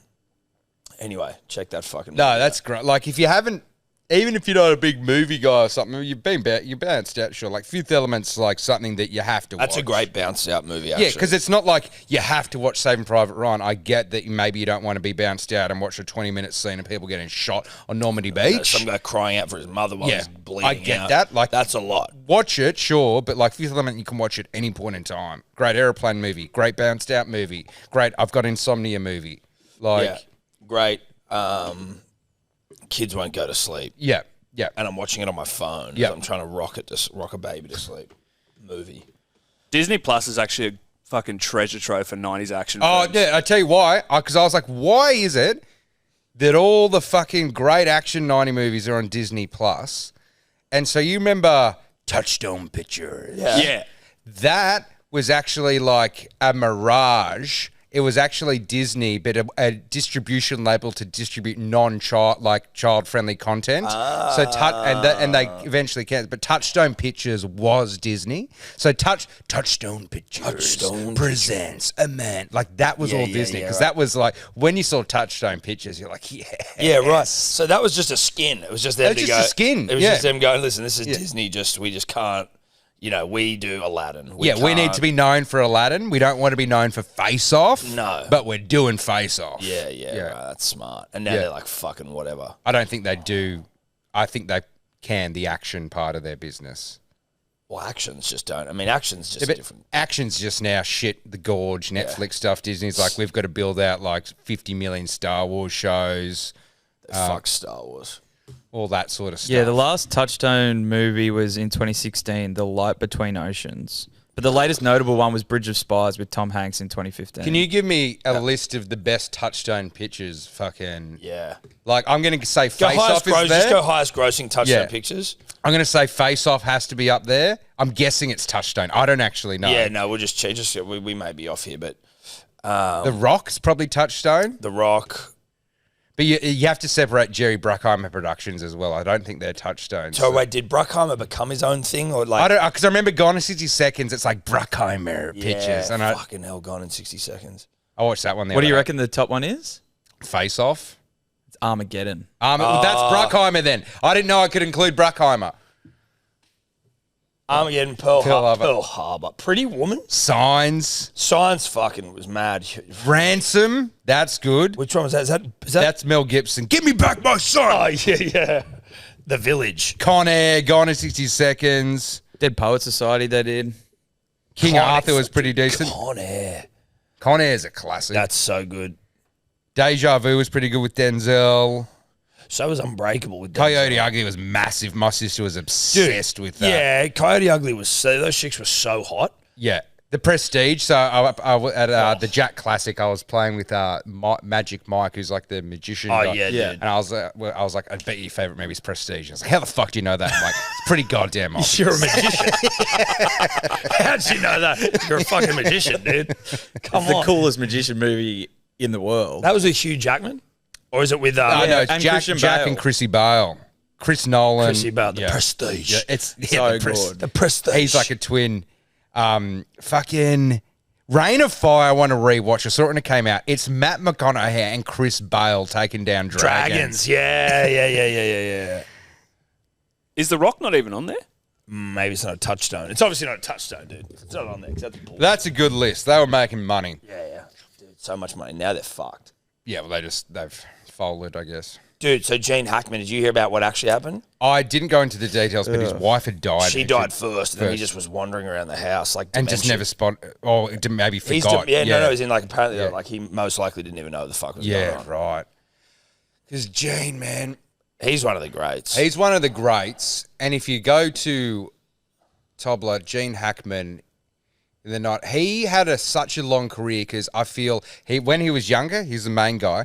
But in the 90s, he goes, I'm just going to attach myself to all the upcoming talent. He's like a halfback who's like, I can teach the young halfback. So like, Owen Wilson behind enemy lines. Did you do Tom Cruise? Tom Cruise, he did in I think the lawyer one. There's a lawyer one. What the one the fucking the military lawyer one? No. It was called something else. You're thinking of the Jack Nicholson one, Tom. Yeah, no. The Firm? The Firm, yeah. Tom Cruise is in The Firm. Get up into the 90s. He basically 90s, early 2000s. Denzel in the Sub movie. Will Smith behind enemy. What was the Sub movie? The Sub movie's an epic movie. I forget what it's It's not called. Crimson Tide. Crimson It's Tide, Crimson yeah. Tide, yeah. So Keep that's going. got Denzel. He's worked with every up and coming. Like he was like, I'm just going to attach myself to them and just keep my career going for fucking ever. Are you trying to scroll? Mississippi Tobler? Burning was a young. Oh, what's his name? He was in The Lighthouse. Go down to the Willem upper Dafoe? bit. Willem Keep Dafoe, scrolling. a young Willem Dafoe. Keep scrolling. No, like it's Up, the 90s. up. Up. Enemy of the State, there's Will Smith. Enemy of the State With the is replacement, says Keanu Reeves. The Mexican, there's Brad Pitt. Brad Pitt. Was he in the Mexican? Royal Tenenbaums, there's fucking everyone. Behind enemy. Wilson, fucking everything. Yeah, behind enemy lines, all time great. It's just an interesting career. Yeah. Shout out to him. Because he had some shit that no one's probably watched in the 70s and 80s that was the main... Well, he won an Oscar, I think, around then. Yeah, I've seen a couple of them. I get it, this generation I can't won't watch even, movies beyond before. Yeah, I'm like not the even going to 90s, recommend dude. one. I don't even fucking waste my time. Enemy of the State, though, I highly recommend. If you're wanting another movie out of this, Enemy of the State. That's- Great fucking movie. Is that with... Will Smith? Yeah, right. It's Will Smith. Yeah. And it's like, it's in that 90s, like, where it's just a videotape that can cause the, like, absolute downfall of a politician. Oh, yeah, And he yeah. has control of, like, CIA operatives and, like, they're just hunting the tape. Like, what's on the tape? And then Tom Sizemore is out there at the end. Sizemore. What's on? It's one of the best ending scenes if you like shootouts. Jack. Okay, I'm going to get everyone off this bus. Oh, cuz. Dude, yeah, Sandra Bullock was smoking. And she would have been like 22, you reckon? Like, if Sandra wonder. Bullock's still smoking and Speed came out, like, we were watching that on Channel 7 when we were like 8, right? I reckon. 8?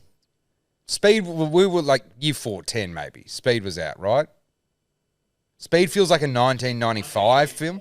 1994. Wow, 94. So we would have been even like younger. It's funny, you would have been 4 or 5. 5, yeah. But I feel like I watched that like when it came out. I'm like, surely I didn't watch that when I was 5. Because when we were younger, unless you directly went and rented it, which when you were younger, we probably weren't allowed to like get action movies out. They would be on like every Friday, Saturday and Sunday at like 7:30 or 8:30, like a movie would be on free to air. Yeah. And you would have a choice of the 3 movies. Every channel would have a movie on, wouldn't they? And they wouldn't mix it up too much. They'll just know what works. So maybe a couple of times a year you're getting Cool Runnings. Like, that's a classic. yeah.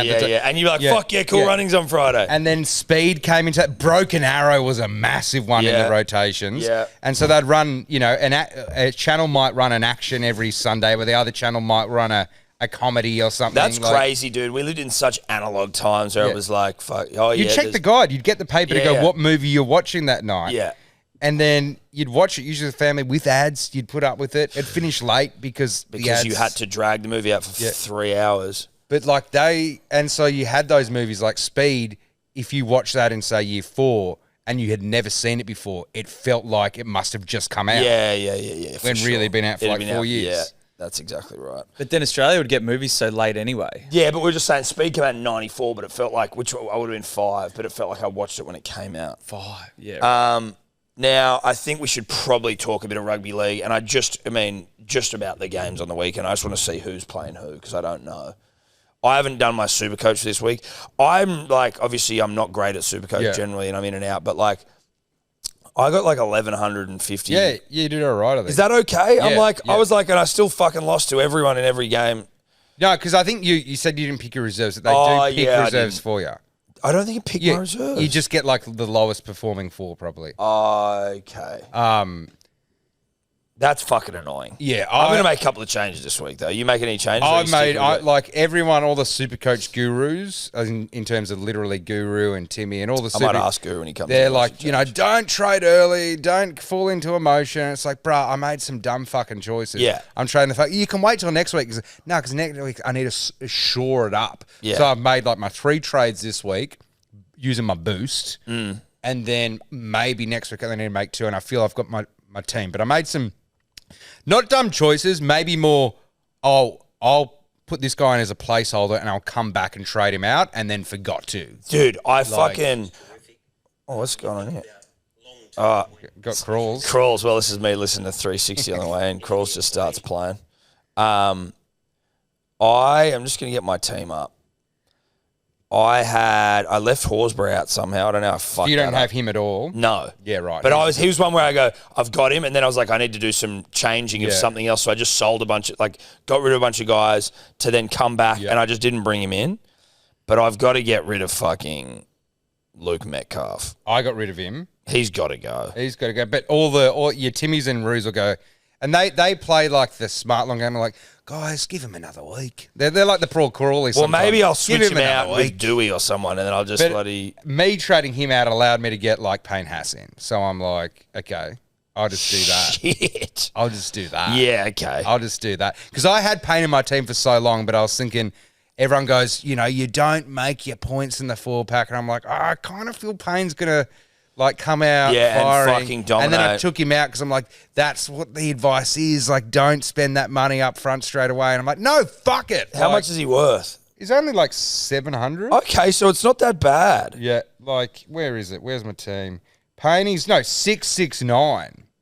Yeah, 670. Oh, that's doable. I've got a stacked front row. I've got Payne, Haas, Corey Horsburgh, May, and Tino. A lot of people say... Jesus, Sebbo. I know. A lot of people say, you don't make your points there. I get that. They're not going to go score 150 like the backs could. But the amount of fucking trades I spent last year trying to get my team sorted... Oh, so we got our teams up here. Nice, Tobler. I've really let myself Connor Watson, go. I got Connor. I like Connor. I got Taylor May. I've got Oregon Kafusi in my front row. I don't know. Just sort of like... I mean, he's in a good Where team. I'm weak is my back row. That's my What's my your old back team. row? Olakawatu? That's my old team because it doesn't show you my new team. Oh, so I've okay, traded out Aaron Clark, who was not meant to be in there in the first place. Yeah. I've traded out Metcalf, and I brought Brimo into 5'8" position. Are you keeping Duffy? I have to for now. And then I've added in I've got your boy in my backup halfback, Humphreys. Humphreys, do you? Yeah. Yeah, maybe. But what was he worth? Like, how much did you pay for him? Can't remember. Because he'd be what- a great cheapie, but I don't know if he was a cheapie. Dude, he's not. price. He wasn't 305. Yeah, it's pretty cheap. It's pretty Yeah. cheap. Yeah. And that's going to go up. Yeah. Like, that's where you're going to make some cashish, you would think. You got Jesse Arthurs as well? I bought him in Or is this this my week. team? No, this Oh, is yeah. your team now. Yeah, bought dude, him I had Jesse Jesse Arthurs. I didn't put him in reserve. Yeah. Like, that's what I'm like. Look at it. I've got a 94 sitting on the Why is bench. Jesse Arthur's only like? Dude, look at this. It's Robert cheap. Tua, he got 90. Didn't put him as a reserve. Yeah. I'm a fucking idiot. You got Munro. You're gonna have to trade out. Yeah, that's all right. I'm going to fucking just put probably Arthurs in. But that's and I want Payne Metcalf Haas and now. Dewey's an interesting combo. You should, Tom, it you should is. change your flex. So What? the flex position this year, I don't understand what flex is either. I was just like, So who's your flex? Heath Mason. Heath Mason.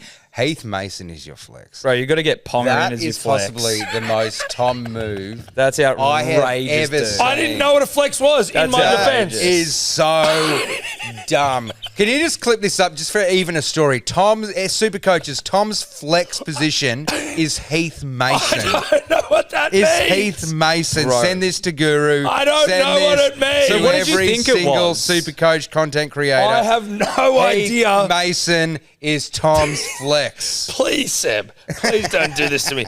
I don't know what it means. What do you think it means? What do you think it means? I have honestly got no idea. But when you see that position that So you have to I thought it might be, let's say, if a player got injured during the round, you could bring someone in. Yep, Yeah. that's exactly what it is. Right. Well, I thought So, I didn't, you're saying you're banking on your lowest score. It's your lowest score, not just injury. If the lowest score on your team, Mm-hmm. basically, so if someone goes 10 points, Yeah, or someone yeah, just gets yeah, like yeah. 30 points. Yeah.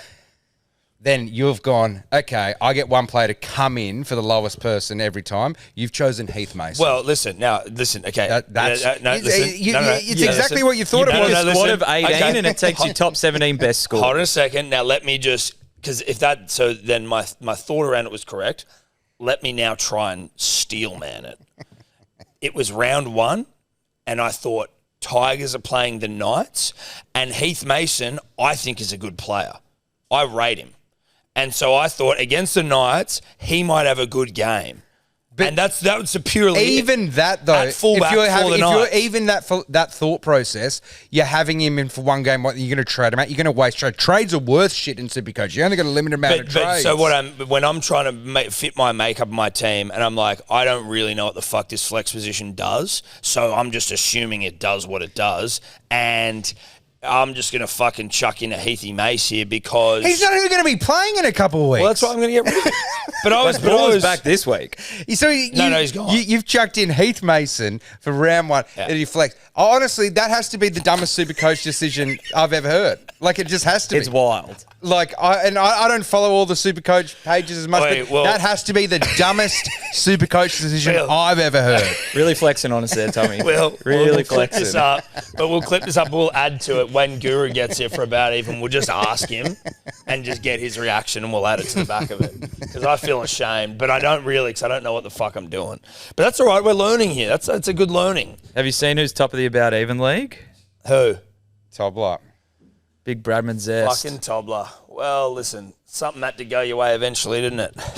Yeah, you fucking hope so. Christ, I wish it was something different than Supercoach. Hey, it's something. Who's last? So our league got stuck with randoms, but you're still last. You're still last. In head to With a head. pretty good score, you know what I mean? Put Heath Mason Yeah, in as your total fucking- points though, that was head to head. Total points, you're 8th, but which is like bottom of everyone in the about. You know what I 'cause we got actually, filled with even though randoms. we're in a league, I actually rank total points for me personally a suite of victory. Like if you finish, because like you can just get unlucky in your head-to-head final, someone gets injured. But if you total points, you won that, you're like, motherfucker, that's been like 27 rounds of footy that I have dominated rather than just like a flip of the coin kind of vibe. Like, I get you.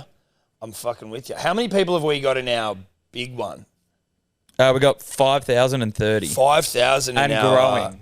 oh, right, I have The to league join that code one. is Fuck. in the Can I show still notes. join? I haven't Yeah. joined any leagues yet. Dude, you're in about every Except, one. no, like, but Tobler added Yeah, me but into you can that. join. You can join this league, and there's going to be there's a prize at the end of the season. A Bitcoin? A whole Bitcoin, yeah, Half a bitty? half a bitty. Quarter of bitty? Well, mate, that'd be worth more than the fucking what Supercoach give people. Jesus Christ, imagine, dude. What 5,000? That's mad. Yeah, league code is in the show notes if you want to join. What am I in that league? Oh, Is that Total how you got to go points. look through the whole thing? Let me guess. I'm going to say 4,300.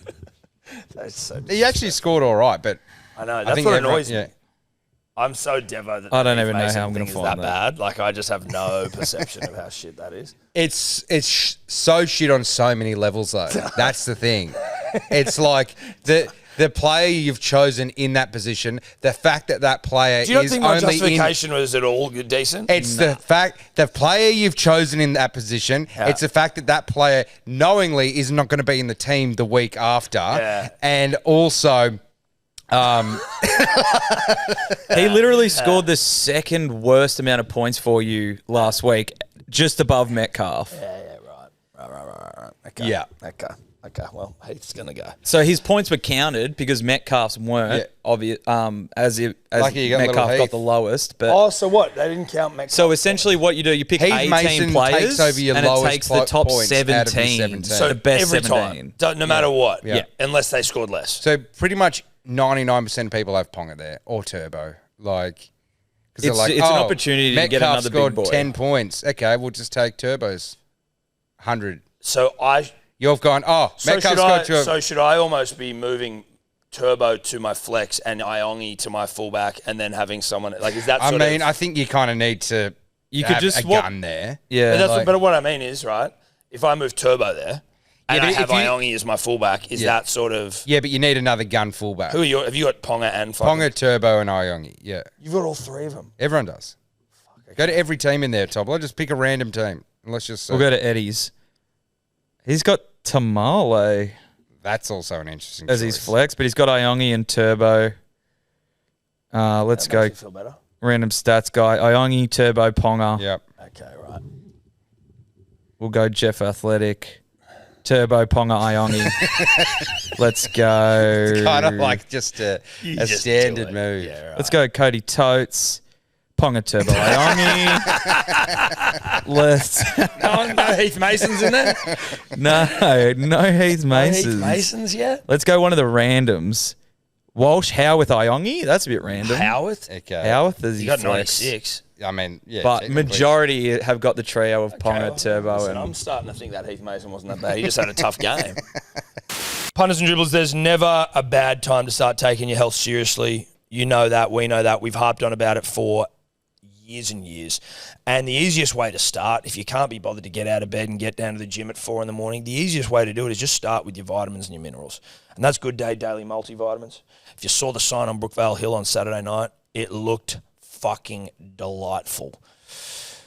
But head to begoodhealth.com.au, swallowed my words there, use the promo code DRIBBLERS, and you pair that with a subscription, you're getting 20% off. If you just use the code, you get 10% off. Subscription, you're getting 20% off. Mate, we've got over 1,000 positive 5-star reviews on the website. You can go and read them all for yourself.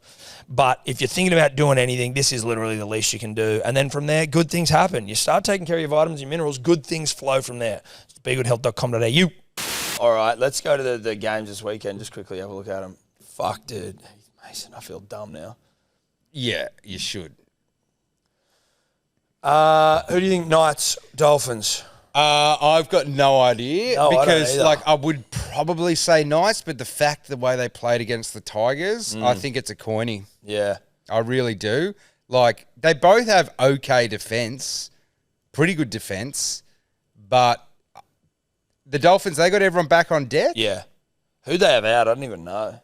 You kind of forwards, Jerry Marshall King, is he playing? Nicarima wasn't playing. Nicarima's playing. Jerry Marshall King's playing. Yep. Yeah, okay. They got Kenny Bromwich, Nicarima, Mark Nichols back, Max Feguy. I mean, there's a Couple world where I others. think the Dolphins then. Yeah. And they're dogs. Interesting. Yeah, Knights I don't know. get Adam Elliott back.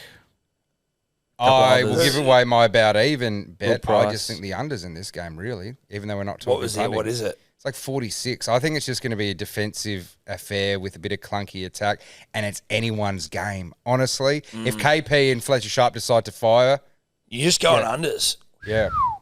Life's too short. 46.5 it is. I think it's pretty high for two teams that are a bit No, clunk. I know. It's just that time of year. It's hard to fucking know what you I'm going to get. tip the Dolphins. I'm going to do it. Oh, I'm going to go with you. Yeah. I'm with you. Manly Warriors. I would say I'm obviously going to go Manly, right? Yeah. Who are the ins for Manly? Dean Madison. Excuse me. Gordon, Jake Arthur, Josh Aloye, because Takiaho's got an injury last Okay, game. but so Dean Tommy Madison's not on the Talau. fucking team though. Is he go down? Nah. He's just in the He's I in like think the it's going to be reserves. closer than people think. same, and that's what I don't like. I also hate that Takiaho's injured already and Josh Aloye has come in because the only reason why is that it just means that our forward pack's exactly the same as last year, and I didn't like week to week we weren't consistent. Yeah. And now I'm not blaming Josh Aloye for that, Yeah. but I'm just like I liked that he brought a different Yeah, level of yeah. energy and spark to the Yeah, team, and yeah. maybe that motivated him a bit. I'm just like, fuck, this could be one of those ones where we just are flat. Well, I think Manly are known to be a bit inconsistent, and also what I'm wary of is when a team's just pumped another team, it's very easy to Icarus yourself. Yeah. I Icarus myself every time in golf. Yeah. Icarus in yourself is a thing. Then on the other side, the Warriors, when you do come off a pumping or a humping, it can galvanise you for the next week. And so you've Yes. kind of got this perfect combination of Icarus and galvanising kind of dead cat bounce going together Yep. at Warriors' home ground where they usually sell it out. So I think it could be closer. Would I be surprised if Manly absolutely pump them? No, but No, I think that's it could be closer. What's the who's in the halves for the Warriors? Chanel. Tavita and Metcalf. Okay, so they're still fucking going with them. Still got an all right forward pack, though. Fish, Barnett, Curdy Cape's getting on a little bit. Nicore's okay, but not playing that well. But Dylan Walks off the bench. Yeah, no, they're all right. And listen, we got Jazz Tavanga against his old club. I don't know if that means much. Listen, I don't know. Manly should hump him, but I think it'll be We close. should win, but I'm nervous. Yeah. I'm nervous. I just always. And I feel I've got this weird memory. It's always like a field goal between Manly and Warriors. It was a 22-all draw last time we versed them in New Zealand. Honestly, I reckon Yeah. if you go back the last 10 games between them, there'll be plenty where it's like 2 or 3 Whenever we're points. over there, I feel like it's close. Yeah. All right. Obviously, Manly win. What's the next one? Do you think Manly win? Yeah. I just think it's going to be close. Dude, imagine being the Roosters. You get fed by the Broncos, and then you literally get fed to the Panthers. To'o in, Henry in, Summerton, Jenkins. Don't know. Billy Smith back. That's good to see. He's had some unfortunate runs of injury. So who's out for Billy Yeah, Smith? is he in the side? No. Is he on the bench? No, he's in the reserves. Oh, okay. The fucking Roosters. I see now. I think this is one where you go pumping, no galvanizing, heads are dropped. I don't know, but like, no galvanizing. If you go like, if you look at the players, they should galvanize. Like, look at Teddy. He's a guy who should galvanize. Tupou should galvanize. Mark's new, but he's galvanized He had a good material. game. Toya's new, so maybe you can say, but like, there's players there who like aren't just like all fresh newbies who are just down on confidence. Like they could, I'm not saying they win. But it No might, way they will. Yeah, I'm just saying. And then Panthers, in terms of picking these early, this is why leagues are like Panthers, they just like to ride around in third gear. They don't pump, do they? Yeah, they just ride around in third gear. Let's keep to the flats. Like, let's just cruise our way. Let's just get our 2 points and fuck off. Where they're so used to winning and valuing September wins that their eyes don't light up when they see a rooster with half a fucking wing and just go, I'm going to fucking completely eat him. No, they just say, whatever. They're just like, whatever. Whatever. We'll beat him by like... We'll just go and win. We'll just go and win, get the 2 points because we have September to worry about. They're so confident that that's what they got to worry about. So it's very hard to pick how bad... I don't think you'd even want to fuck around with a humping or a pumping. Yeah. You just The sort of- line's 21.5. Exactly. Which seems like a shit load of points. Listen... But they And the Broncos are all flair and shit. So maybe there's The Broncos are excited because they're not used to winning. Yeah. The Panthers they see a half-dead rooster and they're like, I'm going to... They're like, we need to prove ourselves to Madge. We came fucking, 12th last year or something like that? They will go for the kill till the last minute almost. You almost take that line and you go, if the Roosters are if the Roosters are literally that bad that they're gonna give away a 21-point head start, then sure. Yeah. But it's not a shame on you for taking 21 points. There's no shame in taking. There's no the shame in 21 taking points that against the Roosters. On the Roosters who need a Galvin. They're still an empire. They're an empire licking wounds, but they're still an empire. Yes, you take 21 points at the Roosters. I think that's gonna be my bet. Yeah. All right, let's keep moving on. Panthers win, obviously. Dragons, Bunnies. This has got Goose Slinger on it, doesn't it? Oh God. Jackie Whiten out as well. He's like half our go forward. Fuck, what happened to him? Suspended. Really? Already? God. Yep. Great. Okay. Look, this could be very much like the Charity Shield where This game Dragons come out hot. Yeah. Bunnies come back second half. Who the fuck knows? This is a real who the fuck knows, dude. Can we just make it 10 mils of rain and just give it just a slog out? Because I don't think any team's going to be. But do you want a 10 mil of rain? This game is 10 mils of rain. I think exactly. Just lean into it. It is a 10 mil of rain game. The attack's going to be clunky on both sides. No one's lighting it up. Just turn it into a slogfest. I wish you could bet on like completed sets, like over under. Yeah, that'd be fucking. There'd be maybe some opening up. You couldn't do it because there'd be people. It's going to be 31 degrees and partly cloudy. This game doesn't deserve 31 degrees. It really doesn't. Where at? Down at Wynn Stadium. It deserves 10 mil of rain, Yeah. potential of thunderstorms 25%, winds 40k, gusts. No, gusts windy 60, as fuck. Yeah. Gusts 60. 60k gusts. Yeah. That's what this game is. And like Formula One, the rain's a great equaliser. No one cares about how much McLaren or Ferrari or Red Bull having their technology. When it's fucking rainy, everyone's the same. Yeah. Everyone's the same. Flip a coin for this one. I'm going to tip the Bunnies, obviously. I'm going to tip the Bunnies as well just because I fucking hate the Dragons. And you know what? I would almost like in this rain, hard rain, shout out Chris Slater, another great 90s movie. Morgan Freeman as well, Hard Rain. But in this hard rain, I'd almost have no hope. But that beacon of light, Jamie Humphries. Yeah. You're just like, can this guy who's played, some reason, this guy's played 2 NRL games, but I'm just putting all my hope in him. Everyone is. Everyone is because he's also jacked. All right, let's move on. Bunnies to win.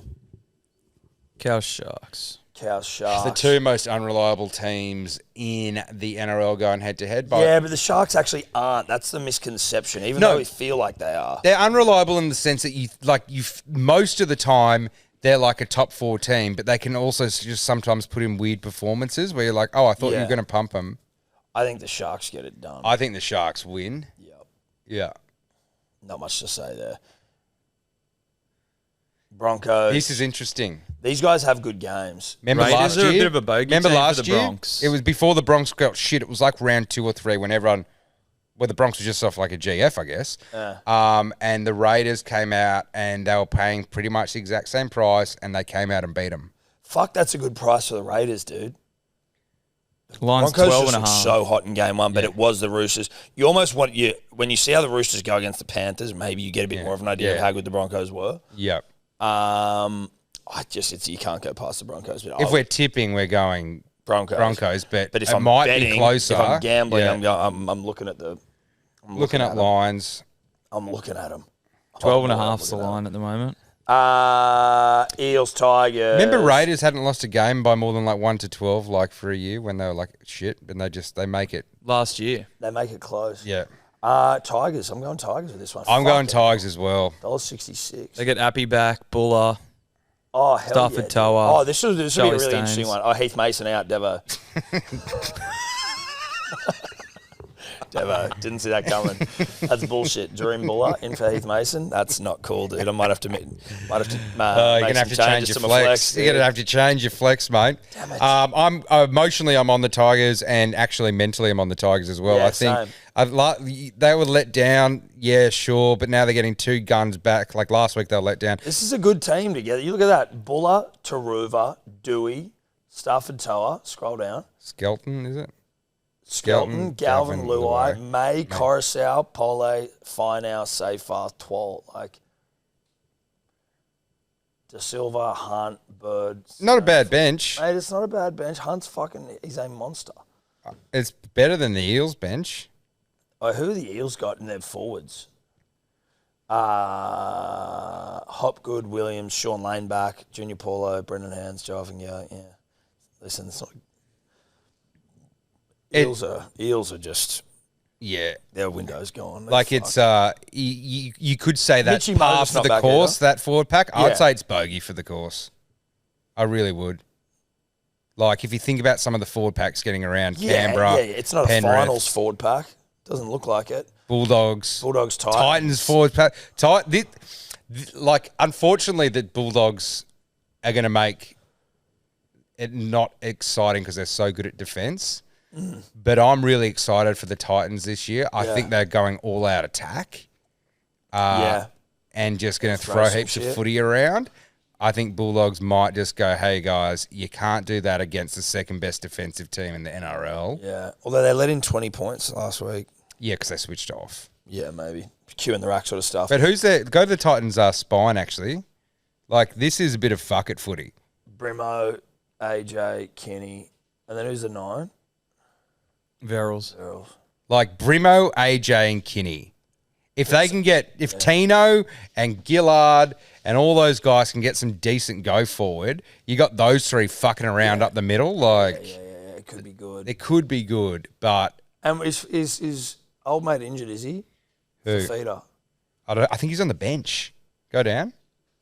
He's on Yeah, the coming bench. off the bench. So you bring Shit. Wow. Okay. What are they paying? Titans are 310. It's good value. Line 8.5. The Titans didn't win a game for 6 fucking rounds last year, I believe. Yeah, 6 or 7. I actually think, and I know they look terrible in one of the trials, but they don't look good in the other one. I think Des has something up his sleeve with this new spine, and the fact that Tino's back, we've got Fafita on the bench. Like, I'm going to tip the Titans. I'm going to do it. Oh, I'm going to go with you. I like it. It's an outsider. Yeah. But in this world, you can't just always be on the favourites. Early season, you got to do it. All right, sweet. Thanks for coming on, Sebbo. Thanks for the Thanks week. for having us. Enjoy Barrow with your new friends. Yeah, I'm playing Mount Broughton at 5:30 a.m. on Friday, so if anyone's in Barrow, come say By hello. yourself? Yeah, I'm going to be filming it, but yeah. Yeah, nice. Come in here, Roo. We're just wrapping up the podcast, and we're talking Supercoach. Take Sebbo's seat. And I think you're going to get 5 or 10 guesses to guess Tom's flex, who he's got in at flex. So you got to guess once you're in there. 5 to 10 guesses to see who I have in flex currently. I didn't, in fairness, fully understand what a flex was. This doesn't shock me in the slightest. No. Okay. Go. Can I get an idea of what the rest of your team looks like? Like who are your other 2 fullbacks? Do you want me to get the team? No, because you'll see it. My other 2 fullbacks are Iongi and Turbo. Okay. Who are your 5'8"? Who are the 5'8"s? My 5'8"s are Metcalf and Dewey. Halfbacks? Cleary, Humphreys. Okay.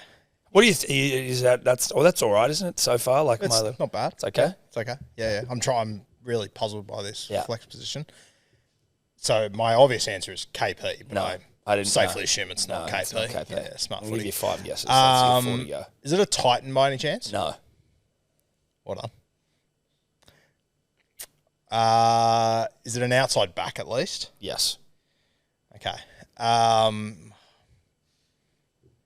Is it Lehigh? No. Is it a Manly player? No. Cobbo? No. Am I getting in the ballpark? Not really. No, no, you're Is not. he a first grader? Well, not this week. Oh, that's mad. Not this week. Is it like a Nanai? No. Who else has Outside been back. dropped? Outside back that's been dropped this week? Well, yeah, he's been replaced by a better Been player. replaced by a better player. Who else has been dropped this week? I'm trying to think. What club? Tigers. Oh, you fucking idiot. What? Fate Arpa? Heath Mason? Oh, my God. Why? I didn't really know what was going on. No shit. You don't know who Heath Mason is either? Well, but he's all right. I think Heath Mason's a good style of a bloke. He's all right. I didn't. Yeah. So anyway, Heath Mason. Seb says At least you it's got the those 30 points in week one. Yeah, That was good. Yeah, Seb says it's the worst Supercoach decision he's ever seen. So Did you see his team last year? no, it was bad. I don't know. I if had it's fucking the worst. yeah, It's yeah. right up there. It's podium. Alright, but okay. I think that's me for the grumpy coffee fucking grumpy moment of the podcast. I've had grumpy coffee during the podcast, which obviously, but I had that before I realised Heath Mason was a dumb call. Code's cows. Go to grumpycoffee.com.au. Code is cows because the Cowboys suck, and you get 10% off your order. Shout out to Grumpy Coffee. We got to go to about even, everyone. See you later. Could you two just not talk anymore?